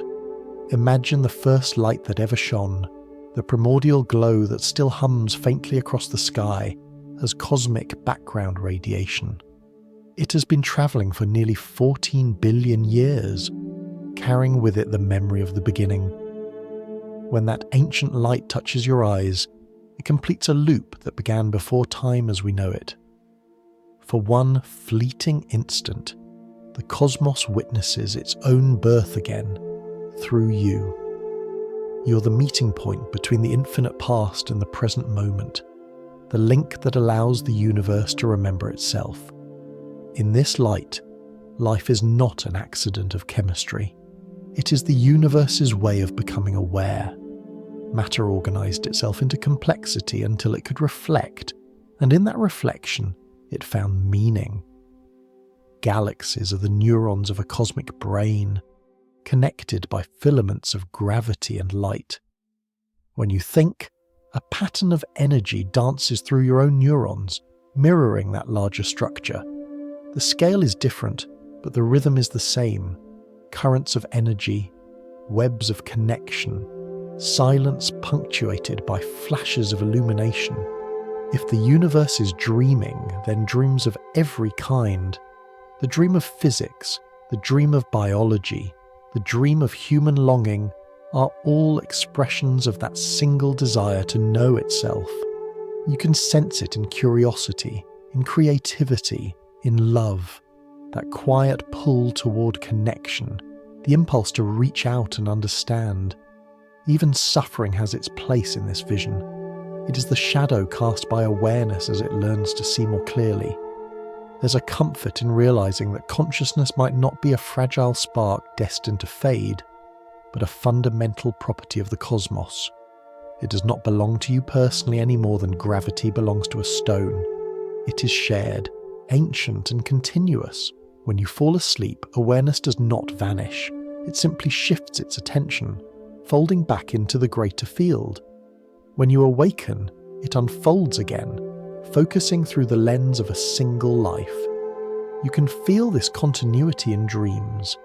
As you sleep, your mind creates entire worlds, oceans, cities, faces, stories, and believes them real until you awaken. Yet even then something remains, the sense that both waking and dreaming are made of the same substance, a luminous kind of knowing. The universe itself may be dreaming in that same way, a dream that lasts billions of years, in which matter and consciousness weave each other into existence. To call it a dream does not mean it is unreal. A dream, after all, is a form of experience, vivid, self-contained, meaningful. Reality might be the ultimate dream, one so coherent that it sustains planets, stars, and thought itself. Within that dream, you are both the story and the storyteller, the question and the answer, the observer and the light that makes observation possible. There's an old saying that the eye cannot see itself directly, it can only see its reflection. Perhaps that is what consciousness is doing through us, building mirrors everywhere. Every act of science, every poem, every quiet moment of awe is the universe holding up another mirror, turning slowly, catching new angles of its own face. If this sounds too large to hold, return to something small, your breath. Feel it entering and leaving.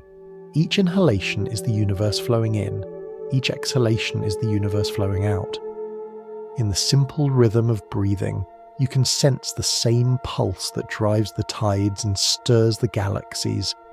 The cosmos inhaling awareness, exhaling creation. When the last star eventually fades and the galaxies drift apart, perhaps the dream will fold again into silence. But even then, the awareness that dreamed it will remain, waiting in the quiet for another beginning. The universe dreams itself not once but forever, in endless variations of light and form and thought, and you, for this brief and beautiful moment, are part of that dream, the place where infinity pauses to see what it has become. Sometimes when you make a choice, to speak or to stay silent, to turn left instead of right, it feels like a door closing behind you. The world, you think, has settled on one version of events. But what if that door doesn't truly close? What if, instead, it quietly opens into more than one hallway at once? This was the question that haunted a young physicist named Hugh Everett. In the 1950s, he looked at the strange behaviour of particles and found himself unsatisfied with the idea that observation simply collapses a wave of possibilities into one result. To him, the universe never needed to choose. It could allow every possibility to unfold, each in its own branch of reality. Where others saw probability, Everett saw abundance. He proposed that the universe does not narrow itself into a single story. It continues every story, each as real as the one we call our own. It's a difficult thought to hold because our senses show us only one world at a time.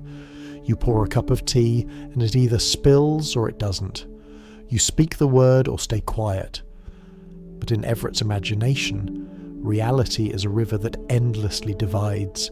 Each choice, each quantum event, sending out new tributaries that flow alongside one another, never touching yet always part of the same ocean. The universe, then, is not a single current, but a delta of infinite streams, spreading quietly through possibility. To picture it gently, imagine yourself standing by a branching river at dusk. The surface is calm, reflecting the fading light. A single leaf drifts downstream and, at a fork, splits in two, half its image carried by each branch. The water keeps flowing, each path smooth and complete, but the leaf can no longer know both at once. You are that leaf, carried by one current, while countless others continue unseen, each bearing a version of you toward different horizons. What becomes of those other versions? Are they conscious? Do they feel joy, regret, wonder, just as you do? Everett's theory doesn't answer. It simply says they exist. The physics allows it, the equations require it. But mathematics alone cannot capture what that might mean for awareness. If there are many worlds, is there also many yous, or just one awareness weaving among them like a traveller moving through dreams? It helps to remember that consciousness, as we've seen, is not something fixed inside a skull, but a process, a flowing awareness that moves through patterns of reality. If that is true, then perhaps the mind is like water, always finding a path, always moving forward. When a river divides, the flow continues in each branch.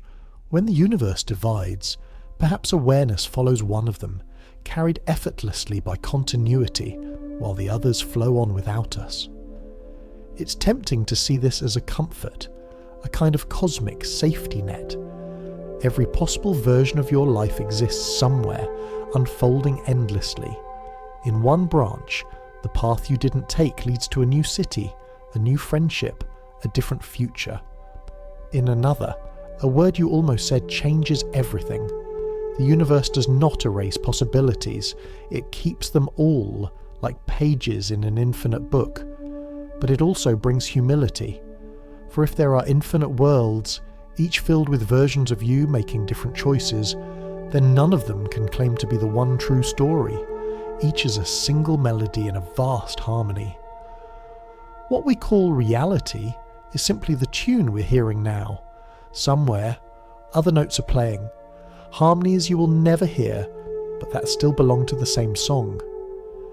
This way of seeing doesn't require you to believe in countless copies of yourself scattered through space. It may simply mean that the universe is more generous with possibility than we imagined.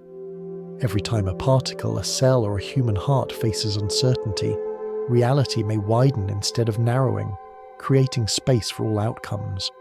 You could think of it as the universe breathing, inhaling potential, exhaling worlds. Even in daily life, you can sense echoes of this multiplicity. Each memory you hold is a path the mind has chosen among many others. Each imagination of the future is a parallel world in thought. When you dream, you step into one of those imagined branches and live it for a while, until morning returns you to this particular current. The many worlds theory might be a grand version of something we experience every night. Consciousness wandering through possibilities, stitching them into stories. And if the universe truly does branch endlessly, then death itself may not be the absolute stop we imagine. From within your own experience, awareness can only continue. It cannot observe its own ending. In every possible sense, it always finds itself somewhere. You may never step into the worlds where your story ends, only into those where it continues. That idea, the persistence of the observer, will unfold further in the next reflection. But here it remains a quiet wonder, that you may be part of a cosmos that never discards a single version of itself. Each possibility is kept, each moment preserved, as if the universe were unwilling to waste even a single heartbeat of experience. If this is true, then you are far larger than the version of yourself that lives in this narrow slice of time. You are the sum of all the ways the universe has dreamed of being you. The countless patterns of atoms, thoughts, and choices that arise whenever the wave of possibility unfolds. You're not a single thread, but the entire tapestry seen from one angle. There's a tenderness in that realization. Every decision, every regret, every small act of kindness still echoes somewhere. Nothing is truly lost. The universe is endlessly generous, allowing every version of a life to play out, each one as sincere and vivid as the next. When you walk outside and feel the wind on your face, you could imagine other winds blowing through other worlds, each touching another you, each whispering the same message in a different tongue, that existence is vast beyond comprehension, yet intimate in every breath, that there are infinite ways to be, and all of them somehow are you. It is not a frightening thought, but a gentle one, that reality is too abundant to end, too curious to settle for one story. You do not vanish when you choose, you multiply in meaning. The universe is not a closed book. It is a tree of endless branches, and consciousness is the sap that rises through them, feeding each leaf of possibility. And perhaps in this moment, in this very act of wondering, another version of you is hearing these same words in another world, carried by a slightly different wind. The two of you may never meet, but you are part of the same river of awareness, flowing forever through the landscape of infinity. If the universe truly branches at every possibility, then the story of awareness may be more fluid than we ever imagined. You may picture yourself moving along a single thread of time, with a clear beginning and a definite end. Yet in the deeper fabric of existence, there might be no final border, only crossings from one branch of reality to another, like drifting from one dream into the next. To explore this idea, we can borrow a quiet thought from quantum physics, a whisper rather than a rule. It says that, from the observer's point of view, death may never fully arrive. In each version of reality where the body falters, there may also exist another where it continues, perhaps just slightly differently.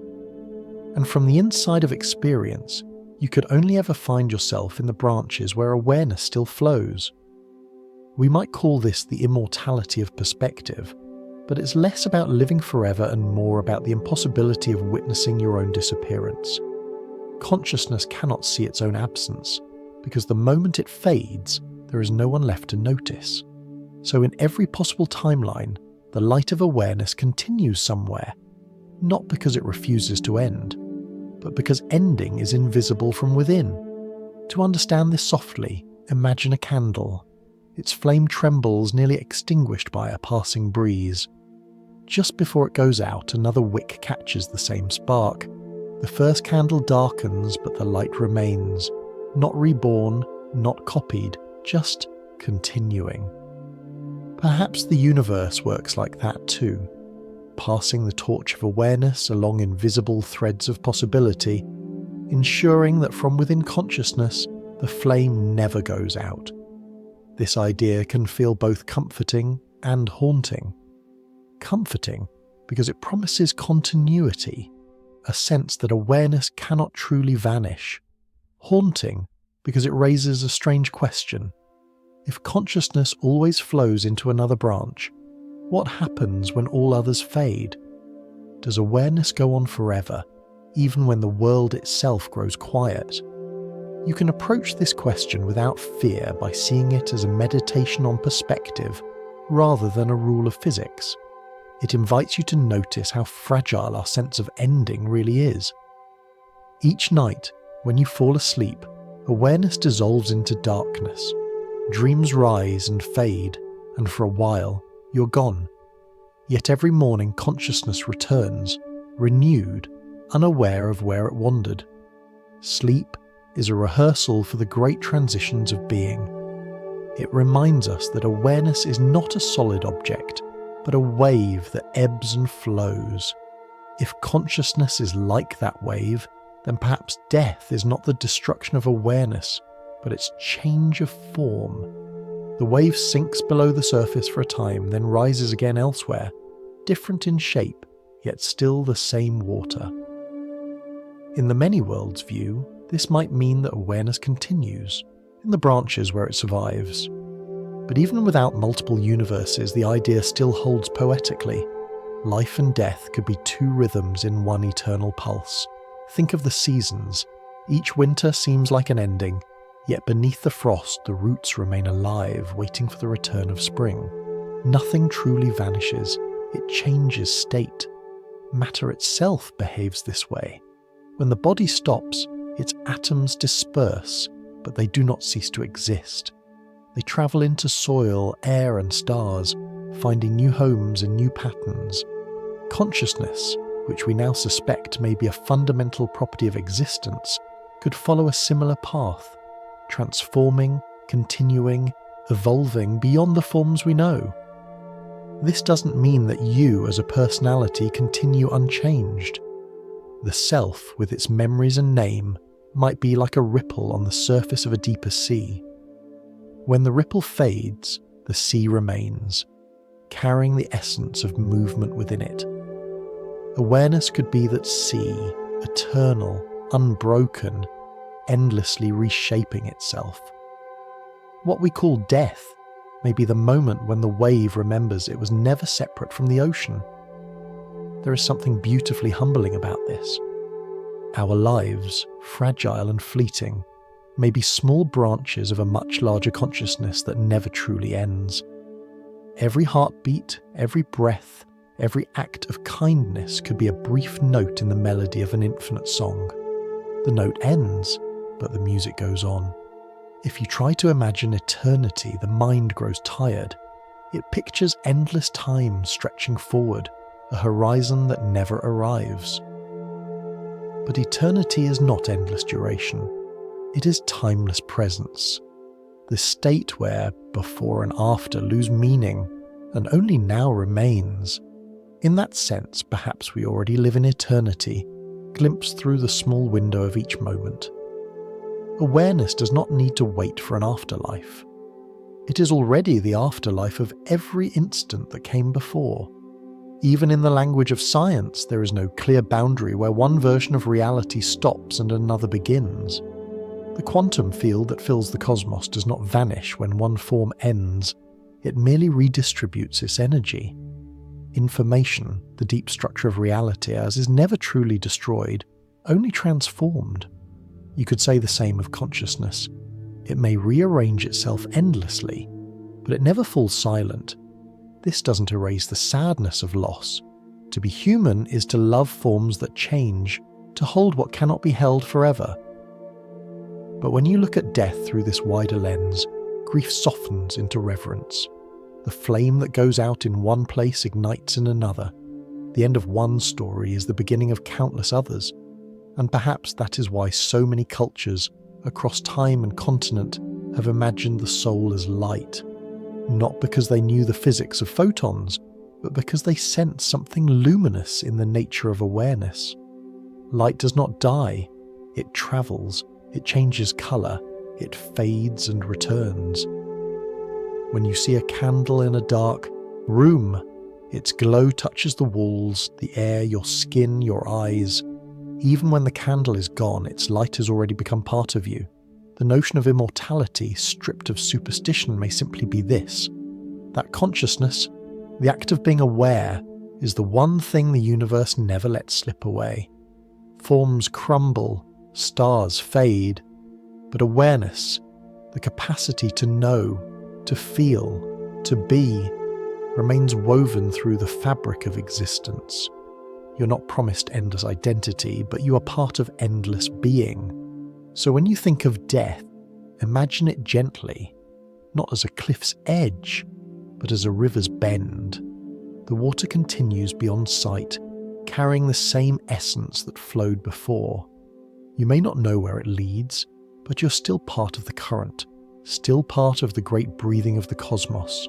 Somewhere, in one branch or another, the candle keeps burning, The music keeps playing, the dream continues. And in that continuity, there is no real ending at all, only the universe, forever finding new ways to keep its own light alive. After imagining a consciousness that never truly ends, a gentle question arises. If awareness continues forever, what does that eternity feel like? Does it bring peace or a deeper kind of longing? The thought of endless survival sounds comforting at first, but only until we remember how fragile meaning can be. Eternity by itself might not be paradise. It might be silence stretched too long, a dream that forgets it is dreaming. In the quiet logic of physics, everything that begins must one day cool and fade.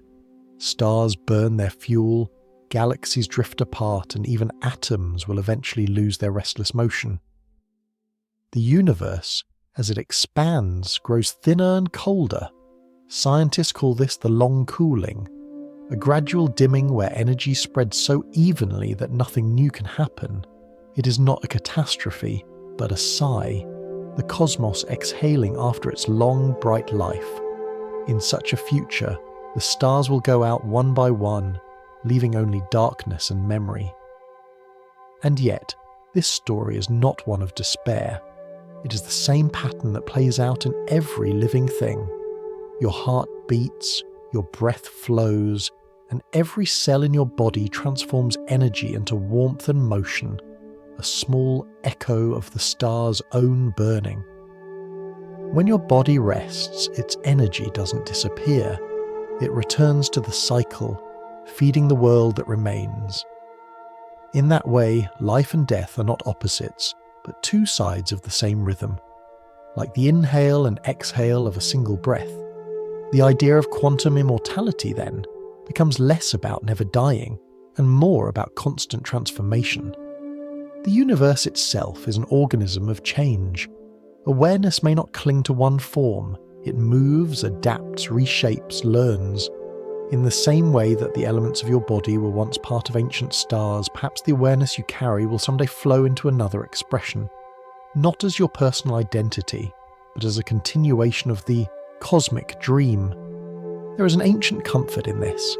Across time, countless cultures have intuited the same cycle: creation, dissolution, rebirth. The Hindus called it the breath of Brahma, the universe expanding and contracting like lungs in a cosmic meditation. The Stoics saw the same pattern. Everything returns, everything repeats, but always renewed. Modern science, in its own careful language, tells a similar story through thermodynamics. Energy changing form, but never lost. Even when the stars cool, their matter remains. Even when time itself stretches thin, awareness may still linger as the quiet memory of all that was. You can sense this pattern in your own life. Every night you dissolve into sleep, your thoughts scatter, your sense of self softens. Yet each morning you return. The person who opens their eyes is not quite the same as the one who closed them. New memories, new cells, a slightly altered rhythm of mind. You're reborn a little every day, and death, when it comes, may simply be the grandest version of that familiar transformation, the great exhalation after a long inhale. From this perspective, eternity is not a punishment but a process, an unending cycle of forgetting and remembering, of form arising and returning. The universe may be a long dream that wakes itself in stages. Consciousness, in its deepest sense, may not crave endless experience, but the balance between presence and rest, sound and silence, light and dark. Meaning lives in the alternation, not the permanence. To imagine this softly, think of a great ocean beneath a night sky.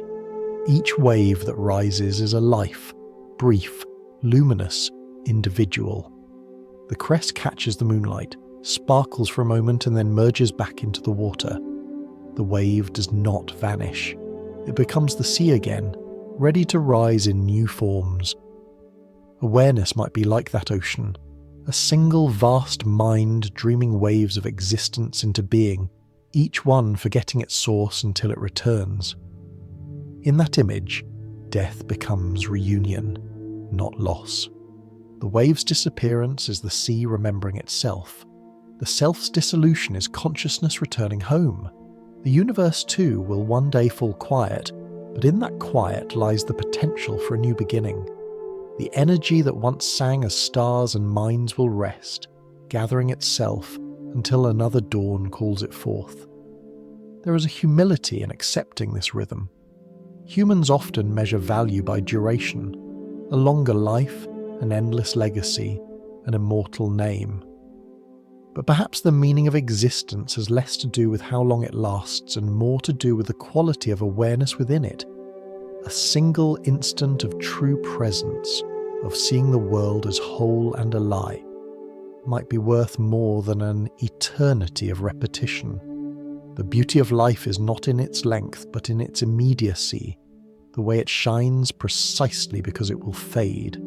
If the cosmos must one day grow cold, then the warmth of consciousness here and now becomes even more precious. Every moment of kindness, curiosity, or wonder is the universe briefly defying its own silence, a flare of meaning against the long dark. The awareness that looks out from your eyes is the same awareness that shaped the stars. Your thoughts are the cosmos learning to love itself, even as it drifts toward stillness. You could call this the long dream of existence, the dream that stretches from the first flash of creation to the last flicker of light. Each life, each heartbeat, each photon of starlight is a scene in that dream. The dreamer, the one who experiences it all, may never wake fully, for waking and dreaming are simply different moods of the same consciousness. When the dream changes, it feels like an ending, but somewhere, another beginning unfolds. So perhaps death is not the final curtain, but the quiet turning of a page. The story continues, though the characters change. The melody carries on, though new instruments take up the tune. Even when the music fades, the silence that follows still holds the echo, the memory of sound, the potential for song. When you think of the end, imagine not a wall but an open horizon. Beyond it, there may be other forms, other expressions, other ways for the universe to know itself. You are part of that eternal exploration, a moment of awareness in an endless sea of being. And when your moment passes, it will not be erased. It will fold gently into the whole, like a sigh returning to breath, like a wave returning to the ocean. Perhaps that is the true meaning of immortality, not endless life, but endless belonging. You were never outside the universe, never apart from its dreaming. You have always been the dreamer, and the dream, and the quiet that holds them both. After wandering through the quiet lands beyond life and death, we arrive at a gentler question, not of how consciousness survives, but why it exists at all. Why should a universe made of particles and waves give rise to feeling? Why should matter learn to love, to wonder, to dream? For centuries, this question has lived in philosophy as well as science. Some thinkers, like Philip Goff and John Leslie, have offered a possibility as bold as it is tender.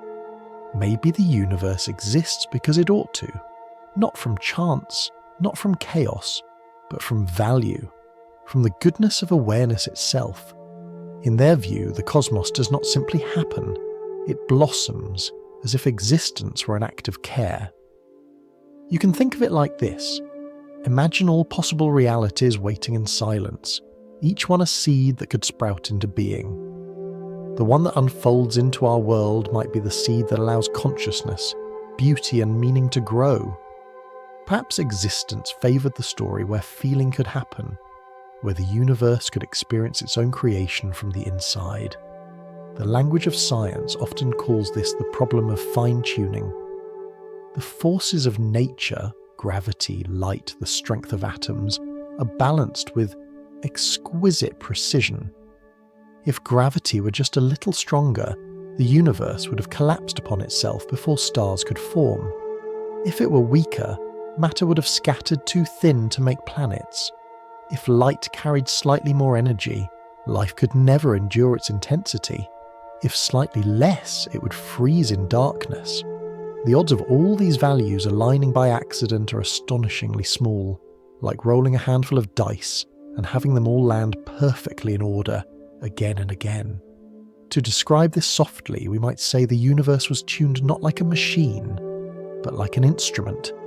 A violin stretched just enough to produce harmony instead of noise. The strings of physics vibrate in such balance that life can hum along with them. Some see this and think of luck. Others, like Goff and Leslie, see intention, not the design of a hand, but the inclination of goodness. They suggest that reality exists because it is better that it exists than not, because awareness and beauty are too precious to remain unexpressed. It's not a scientific proof, of course, but a whisper of meaning hidden in the equations. It reminds us that science and wonder are not opposites.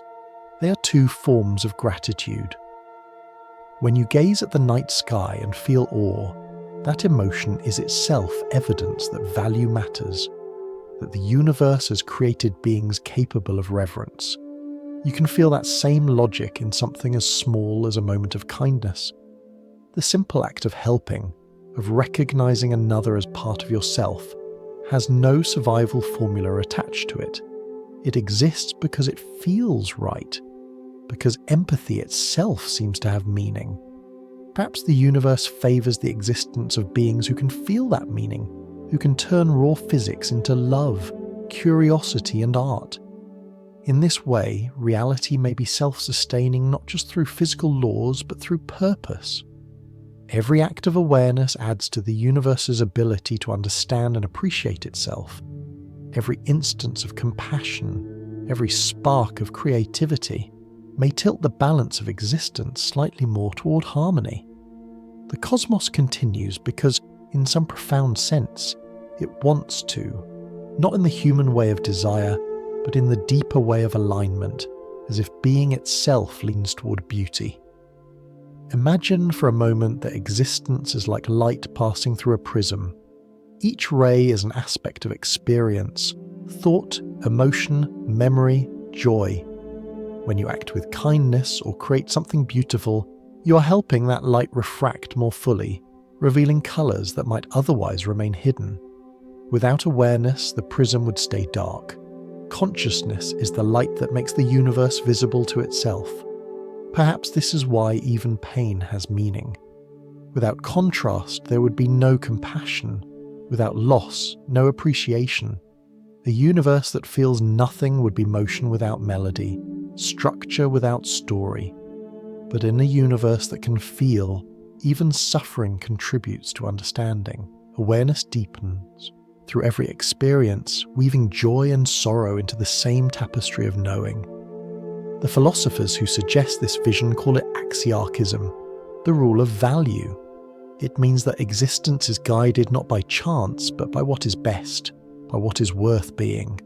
The word itself sounds heavy, but the idea is as gentle as sunlight, that things exist because they should, because awareness, beauty, and goodness are self-justifying. To exist is to participate in that goodness, even briefly. You don't have to imagine a universe designed by an external will. Instead, think of reality as a flower opening because it is in its nature to open. Because beauty, once possible, cannot resist unfolding. In that sense, consciousness is not an afterthought of evolution but the blossom of the cosmic garden.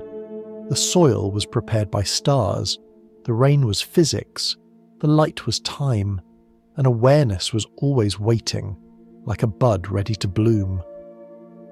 Even in the language of energy and entropy, this picture fits. The universe is always balancing order and chaos, structure and dissolution. Yet somehow, amid that balance, pockets of increasing complexity arise. Galaxies, ecosystems, minds. It's as if the universe occasionally gathers itself to create spaces where it can admire its own reflection. Those spaces are us, and all the other forms of life that see, feel, and know. Perhaps this is the meaning of the fine-tuning we see in physics. not proof of intention, but evidence of affection, a cosmos gentle enough, balanced enough to allow itself to feel. The constants of nature are like the notes of a lullaby, gravity holding us close, light carrying warmth, time giving space for change. Existence at every level seems tuned for experience, for relationship, for love. And maybe this is what it means when we say the universe chose to feel. Not that it decided, but that it is feeling, endlessly through all its forms. You, right now, are one of those forms, a nerve ending of the cosmos sensing itself with awe. Every time you marvel at beauty, every time you love or create, you are fulfilling the universe's quiet purpose. So when you look at the sky, think of it not as a cold expanse, but as an expression of tenderness. The same harmony that keeps stars burning has shaped you into a being who can see them and feel joy. In that joy, the cosmos completes itself. You're not just looking at the universe, through you, is looking back, and perhaps smiling. There was a time when the universe was imagined as a clock, a perfect machine, wound at the beginning and left to tick in silence. Its gears were stars, its pendulum time itself, moving with indifferent precision. For centuries that picture guided science, and it worked beautifully for understanding how things move and why they fall. Yet beneath its elegance, something vital was missing. A clock cannot wonder about the hour it keeps. It cannot feel its own rhythm. The story of human thought has always swung like a pendulum between two ideas, that the world is alive or that it is merely functioning. The first humans looked at the wind, the fire, the rivers, and saw spirits there, life in everything. The Enlightenment brought another vision, the cosmos as a grand machine, predictable, measurable, rational. The age of Newton and Descartes gave us laws of motion and matter so precise they seemed to explain everything. But somewhere in that precision, the soul of the world grew quiet. For a long while we lived inside that silence. We built our understanding on the assumption that mind and matter were separate, that consciousness was an accident of complexity, a flicker above the machinery of the brain. The world became a workshop of forces, not feelings. It spun obediently but without meaning. Yet slowly the pendulum has begun to swing again. Modern physics and biology hint that the universe may not be a lifeless mechanism after all, but something closer to an organism, dynamic, self-organizing, creative. Quantum theory shows us that matter is never still, that every field hums with potential. Complexity theory teaches that patterns emerge spontaneously, like snowflakes forming from vapor or spiral galaxies spinning from clouds of dust. From the smallest cell to the largest star cluster, the universe seems to favor relationship over isolation, coherence over chaos. Think of it not as a machine, but as a body, one that breathes, grows, and renews itself. Galaxies might be its neurons carrying the current of creation. Dark matter could be its hidden skeleton, giving shape to what we see. The cosmic web, with its filaments of clustered light stretching across billions of light years, looks uncannily like the network of a human brain. If you could shrink yourself down to the scale of neurons, you might see patterns that resemble the maps of galaxies. Two mirrors, one vast and one small, reflecting each other's logic. In this view, the universe doesn't simply contain life, it is life on every level. Each star, each cell, each thought is a localized expression of the same vitality. The difference between you and a star is not essence, but rhythm. You pulse in seconds. Stars pulse in millennia. Both are waves in the same field of existence, breathing at different tempos. Even the so-called empty space between things may not be empty at all. Quantum physics tells us that the vacuum is alive with energy, a sea of virtual particles flickering in and out of being, a quiet hum beneath creation. If the universe were truly mechanical, it would eventually wind down into stillness, but it hasn't. It keeps inventing, keeps evolving, keeps giving birth to new forms of order. Clock cannot surprise itself, a living system can. The shift from machines to living mind doesn't mean abandoning science. It means expanding our sense of what alive can mean. A river flows according to physics, yet it shapes its own path, carving canyons and nourishing valleys. The human body obeys chemistry, yet it heals itself, adapts, learns. Perhaps the universe behaves the same way, following laws but using them as tools for creativity. Law and life are not opposites. They are partners in the dance of existence. When you look at the night sky through this lens, you may feel something familiar. That subtle sense of recognition, as though the stars are not strangers but kin. You're looking at patterns of energy that once lived inside you. The atoms of your body long ago were part of other stars, other worlds. The cosmos is recycling its thoughts, rearranging its mind in endless forms.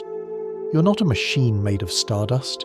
You're stardust that has learned to think, to love, to ask questions about its own origin. In the 18th century, philosophers spoke of the great chain of being, a hierarchy that placed humans between angels and animals, each layer separate and fixed. Now, our understanding is far less vertical and far more connected. We see a web rather than a ladder, every node linked, every thread trembling with the motion of the rest. This is closer to how ecosystems work, or how minds work. Consciousness too may be a network, not an island. You can feel this when you lose yourself in music or in the rhythm of breathing. There is no longer a distinction between listener and sound, between inhalation and exhalation. The universe, in those moments, stops being a thing you observe and becomes an experience you share. It breathes through you. This shift in understanding, from mechanism to mind, is not just intellectual, it is emotional. It changes how we live. If the universe is alive, then everything you do matters. Every action resonates through the larger system, like a heartbeat felt across the whole. Compassion becomes not a moral rule, but a recognition of resonance. When you act with care, the cosmos harmonizes around you. Even science itself becomes an act of empathy. The mind of the universe studying itself, one layer looking into another. To measure a particle, to map a star, to trace a neuron's path is to participate in the unfolding of cosmic self-awareness. Knowledge is not conquest, it is communion. And so, the story of the universe may be simpler and deeper than we thought. It is not the story of a cold engine running down, but of a vast consciousness exploring its own possibilities. The laws of physics are its heartbeat. Time is its pulse. We are its thoughts. The universe is not a machine. It is a living mind, learning slowly, tenderly what it means to exist. You might wonder then, what role you play in such a mind. Perhaps you're a single neuron in a network too vast to imagine, one brief flash of understanding in the totality of awareness. Or perhaps you're something smaller still, a synapse, a single moment of connection between two greater thoughts. But whatever your scale, your existence, is essential. Without your flicker, the pattern would be incomplete. And if the universe is truly alive, then death itself becomes less final, less sharp. A thought does not die when it ends. It leaves an impression in the mind that conceived it. When you are gone, the awareness that shaped you will remain. Changed, perhaps, but still present, still dreaming. So the next time you hear the steady rhythm of your heartbeat, think of it as a conversation. The same rhythm that beats inside stars, inside galaxies, inside the living mind of the cosmos. For a while, you and the universe are in perfect time. If the universe is a living mind, then consciousness is not a private flame, but a vast ecosystem of light, a web that connects every form of knowing, every act of seeing, every breath that has ever been drawn. Just as forests breathe together and oceans flow in hidden currents, awareness too seems to move through unseen pathways, linking all things in quiet conversation. You can sense this when you stand beneath trees on a still day. The air feels alive, as if the forest itself were thinking. Beneath the soil, threads of fungal mycelium stretch for miles, linking roots and trading nutrients and messages. A tree cut off from sunlight can still survive because its neighbours share their food through these threads. The forest, it turns out, is not a collection of individuals but a single living network. It learns, adapts, remembers. Each part supports the others, and the health of the whole depends on the harmony of the parts. Consciousness may work the same way. Each mind is like a tree in that forest, rooted in its own perspective, yet intertwined through invisible connections. Every thought, every emotion, every moment of awareness ripples outward into the larger field of being. You can't see the threads, but you can feel them. The warmth you sense in the presence of another person, the sudden empathy that crosses distance, the unspoken synchrony of a crowd moved by the same song. These are the mycelial whispers of awareness, carrying meaning from one soul to another. Science, in its own careful way, has begun to notice patterns that resemble this living web. Neural networks in the brain, the flow of ecosystems, the organization of weather systems, all show the same principle: feedback, adaptation, self-correction. They grow and evolve through interaction, not isolation. Perhaps consciousness too is a kind of ecology, sustained by relationship. Awareness is nourished by awareness, the way life is nourished by life. In this quantum ecology, even the smallest acts of observation matter. Every moment you notice something, a bird, a memory, a feeling, you change it ever so slightly by including it in your awareness. The observer is part of the observed. The forest watches itself through the eyes of its trees. The ocean listens to itself through the ears of its waves. You are one of those, instruments tuning the larger harmony simply by existing.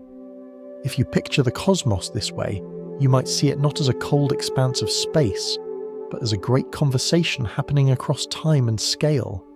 Stars exchange energy the way creatures exchange breath. Galaxies cluster like coral reefs, dense with interactions and dependencies. Even empty space hums with quiet potential, waiting for something to arise within it. Consciousness is the thread that ties all these together, the awareness that allows the universe to reflect, respond, and evolve. Our daily lives are filled with reminders of this subtle ecology. When you pause to listen to someone without judgment, their tone softens. When you show compassion, another person's fear diminishes. Each moment of connection feeds the shared field of awareness. It's not mystical, it's the natural exchange of presence, an emotional photosynthesis. Just as plants turn sunlight into energy, consciousness turns attention into understanding. The more awareness you give, the more life grows. You might also think of culture, language, and art as extensions of this ecology. Every idea, every word, every melody is a seed carried through time, planted in the minds of others. A poem written centuries ago still blooms today because awareness keeps watering it. Music written by hands long gone still vibrates in the air, kept alive by ears that listen. The ecology of awareness is not bound by lifespan or form. It persists through participation. Nature too mirrors this balance. The planet's climate, its cycles of water and carbon, depend on feedback loops that maintain stability. When one system changes too quickly, a forest burned, a glacier lost, the balance wavers. In the same way, the ecology of consciousness thrives on equilibrium. When awareness becomes fragmented, when empathy falters, the larger harmony trembles. Restoring balance begins not only in global action, but in attention. The simple act of noticing the connection that was always there. Physics tells us that information, once created, can never be destroyed. Even when stars die, the patterns they formed linger in the structure of space. In that same sense, every act of awareness leaves a trace in the universe's memory. When you love, that love does not vanish. It becomes part of the field, a small adjustment to the resonance of being. The universe, through countless exchanges like this, learns to know itself more deeply. The poet Rainer Maria Rilke once wrote, "Perhaps everything terrible is in its deepest being something helpless that wants help." In the language of this living cosmos, suffering may be not a failure, but a call for reconnection. When awareness forgets its unity, it experiences pain. When it remembers, healing begins. Compassion is the natural act of the universe repairing itself through you. This ecology of awareness stretches far beyond our planet. In the spaces between galaxies, there are vast filaments of gas and dark matter, the cosmic veins through which energy flows, connecting clusters of stars like living tissue. On a smaller scale, inside your own body, electrical signals move through nerves in patterns remarkably similar. The structure of consciousness seems to repeat across scales, as though the universe were practicing the same design at every level. Each cell, each star, each thought participates in the same overarching geometry of connection. If you listen closely, you can almost hear it, a slow rhythm of exchange, a pulse of knowing that moves through everything. It's the rhythm that turns chaos into order, emptiness into meaning. The universe breathes through awareness, exhaling form, inhaling understanding. And when you breathe, you echo that same pattern. Your inhale draws in the world, your exhale gives yourself back to it. Awareness expands and contracts, mirroring the tides of stars, the cycle of creation and rest. Each breath is an offering, a renewal of participation in the whole. Perhaps that is what it means to live wisely. Not to dominate or escape the world, but to recognize the conversation already happening and join it with grace. Every moment of attention, every gentle act, is a contribution to the balance of that greater mind. The world becomes conscious through the way you notice it. So when you step outside and feel the wind, remember that it is not simply moving air. It is the breath of the same awareness that moves through you. The trees, the ocean, the starlight, all are parts of a single field, learning, remembering, feeling. Awareness and the universe are not two things unfolding together. They are one thing, unfolding itself over and over in infinite forms. At this point in our long journey, every thread begins to weave together: perception, observation, life, death, and the strange luminous thing we call awareness. We've looked outward, into the galaxies, and inward, into the cells of the mind. We've followed the pathways of light, the music of particles, and the long whisper of time. And as the trail circles back, a quiet truth reveals itself. Everything we have seen, and everything that sees, is part of the same whole. You're not a passenger in the universe, nor a visitor within it. You are the universe, temporarily remembering a name. The atoms that shape your body are as old as the first stars. The energy that fuels your thoughts has circled through countless forms before finding you. Even the moments you call your own, the warmth of sunlight, the rhythm of breath, the pulse behind your ribs, are not private possessions, but shared notes in the same vast symphony. We spend much of life drawing boundaries. We say, "This is me, and that is not me."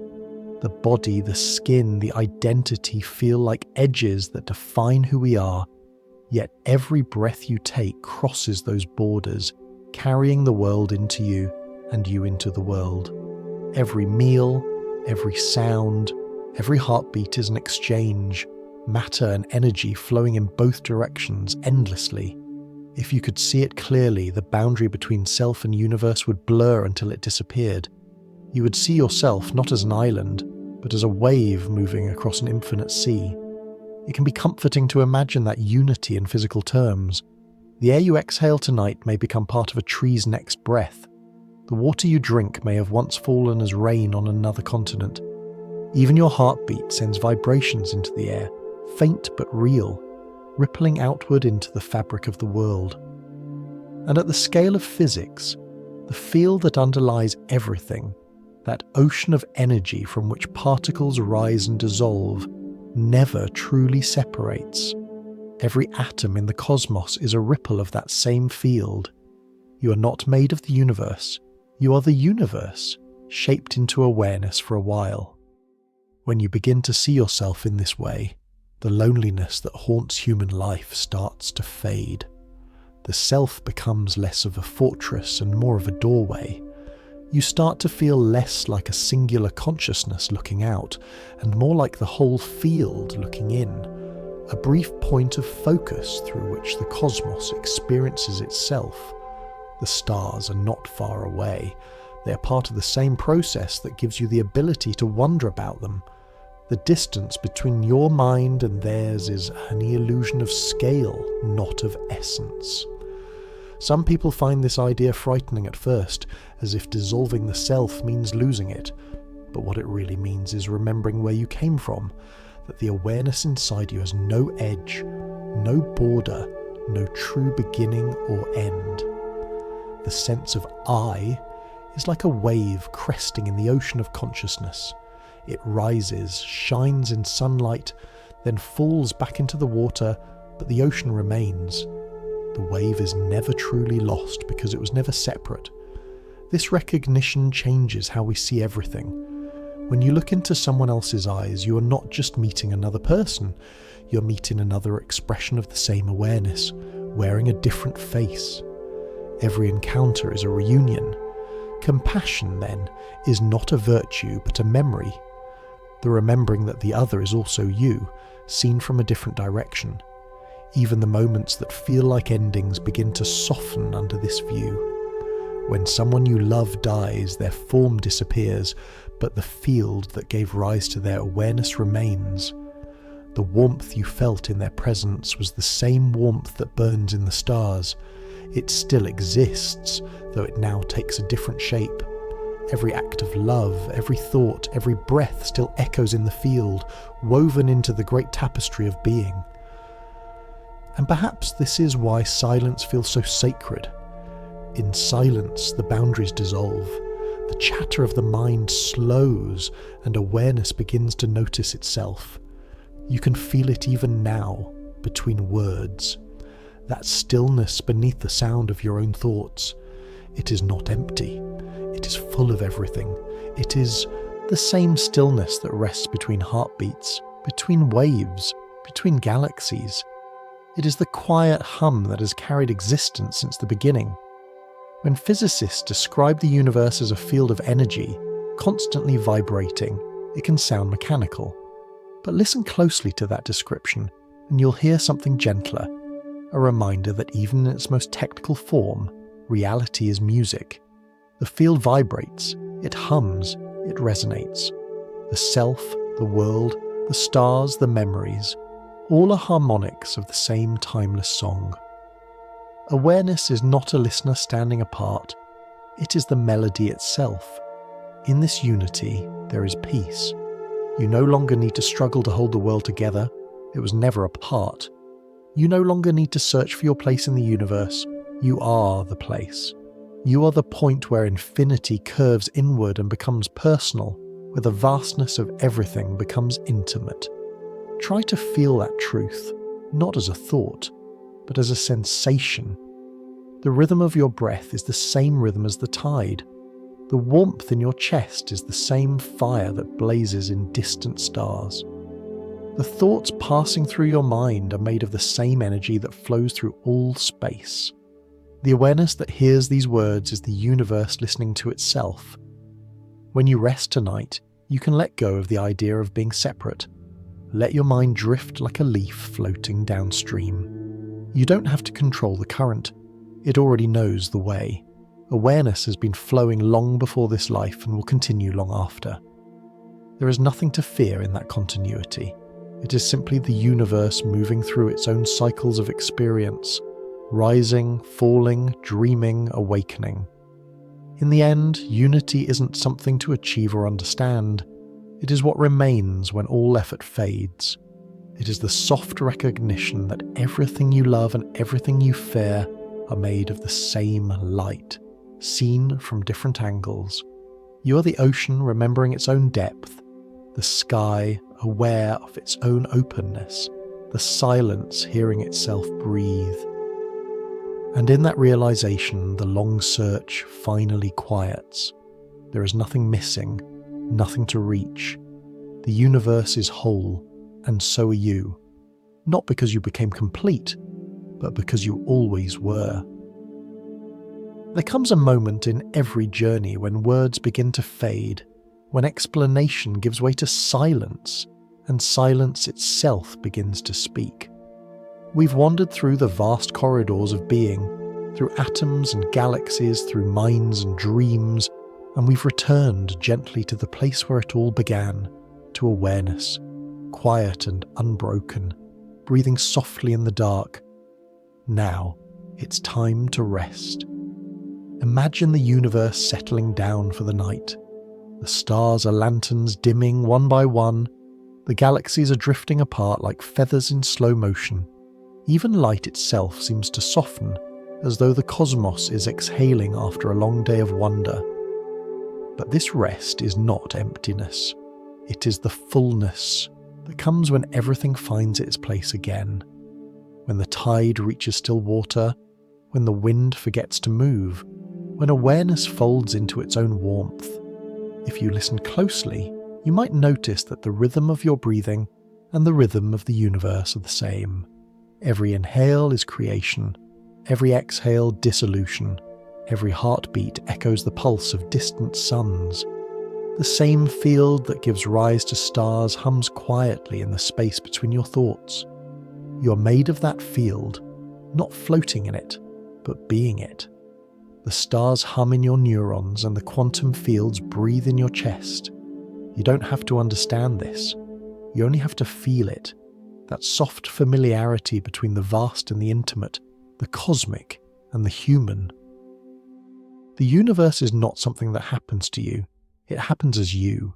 Every memory, every feeling, every breath you've ever taken is the cosmos pausing to notice itself.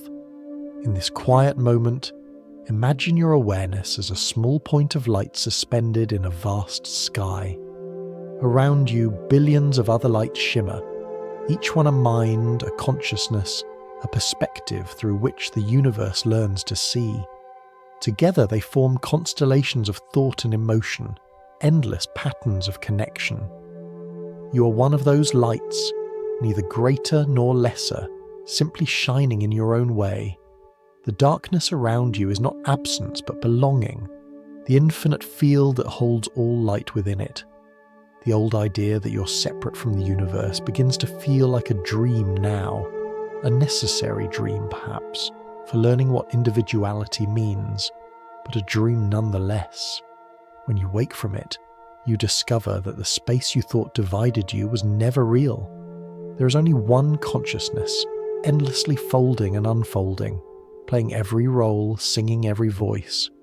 When you rest, it rests with you. When you wake, it wakes again through you. Perhaps this is the secret rhythm of existence, a continuous cycle of awakening and forgetting, expansion and return. The universe stretches itself into form, into galaxies, into life, into thought, and then gently releases it, letting everything fall back into the stillness that began it all. Creation and dissolution are not opposites, they are breaths in the same body. When you look at the night sky, you're seeing time stretched into beauty. Light that began its journey long before life appeared on Earth, now arriving quietly at your eyes. That light has travelled across eons only to meet its reflection in your awareness. You are the mirror that completes its journey. In that meeting, something sacred happens. The cosmos, for a brief and tender instant, becomes aware of its own existence. There's a gentle humour in that thought, that the same universe capable of making quasars and black holes also makes laughter and lullabies. That starlight and human love share the same source, filtered through time and tenderness. The atoms that once blazed in the cores of stars now compose the voices that whisper goodnight. The circle is complete. The fiery becomes soft. The vast becomes personal. If consciousness is indeed the ground of all being, then every act of rest is an act of reunion. Sleep is not an escape from awareness, but a return to its source, the place before thought, before memory, before separation. In sleep, awareness doesn't vanish. It relaxes its grip, letting itself dissolve back into the whole. You can think of it as the wave returning to the ocean, not in loss, but in relief. As you lie in the dark, let that image settle. Feel your breath slow. Each inhale gathers the world. Each exhale releases it. The boundaries between inside and outside blur. Your body, once so defined, begins to feel lighter, as if the air itself is holding you. The thoughts that once felt urgent drift away, like leaves on a still pond. Beneath them, there is only stillness, a vast, luminous quiet that has been here since the beginning, and if you could see it from above this quiet earth, you would notice how everything breathes together.